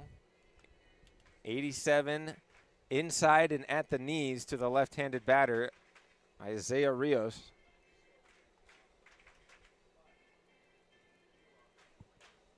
Tyrone checks the runner on first, comes set and delivers. Fouled off towards the library. Good promotion night tonight, and we got Bark in the Park next Tuesday. Next Tuesday night, that'll be the 17th. Bring out your dogs. They'll be taking on the Santa Clarita Victory. That should be a fun night at the ballpark. Here's the 1-2 again. Misses low and in for ball 2. You got a dog at home, Zach? No dog, but I got a couple of cats. Okay. Got two dogs myself at home. More of a cat guy, I see. It'd be interesting to see if we can get a meow at the park night. I would love to see that. Woods checks the runners to fire a 2-2 pitch. That one's flared into left field. That's going to be a foul ball. I thought maybe that was going to be on the line. It's like right down that left field line and like barely took like an inch hop. I thought I saw chalk for a second, but umpire has a better view of that than I do up here. Very similar to that double that Bryant O'Neill hit on the other side of the field. He lined one down the right field line. Looked like it was hooking foul and landing right on the paint towards the 350 sign where the warning track begins out in the right field corner. Pretty similar play there. This time it's a foul ball off the bat of Rio. So here's the 2-2 again. And that one is over the plate. He's rung up looking as the Power 1 out away from getting back in the win column. Strikeout number 13 tonight. They're almost matching what they had last night with 14 strikeouts in total. Or no, they just matched it. 13 strikeouts last night, 13 tonight. And that pitch was right in the heart of the strike zone, 90 miles per hour. Watched. There's ball one. Yeah, really, if you look at how this game has gone, yeah, the Power put up 14 runs, but it's the Power pitching staff that really should get a little bit of credit. Only 5 hits allowed. All of those were in the first 4 innings. Baltazar Weber and now Tyrone Woods have combined for 3 2/3. Woods 1 out away from ending this ball game, but they haven't allowed a hit. As Woods falls behind 3-0 to the 9-hole hitter. Yeah, no hits and runs since the top of the 4th inning. It's just been 1, 2, 3 innings all the way up until now. There's a 4-pitch walk to Peyton Lee, who came back into the game for that plate appearance.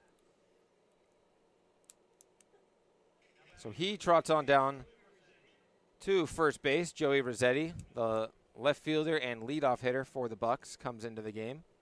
So the bases are loaded with 2 outs, top of the 9th. Bucs trail by 12. Big swing and a miss from Joey Rossetti. He's down 0-1. Upstairs, 89 miles per hour. Good pitch.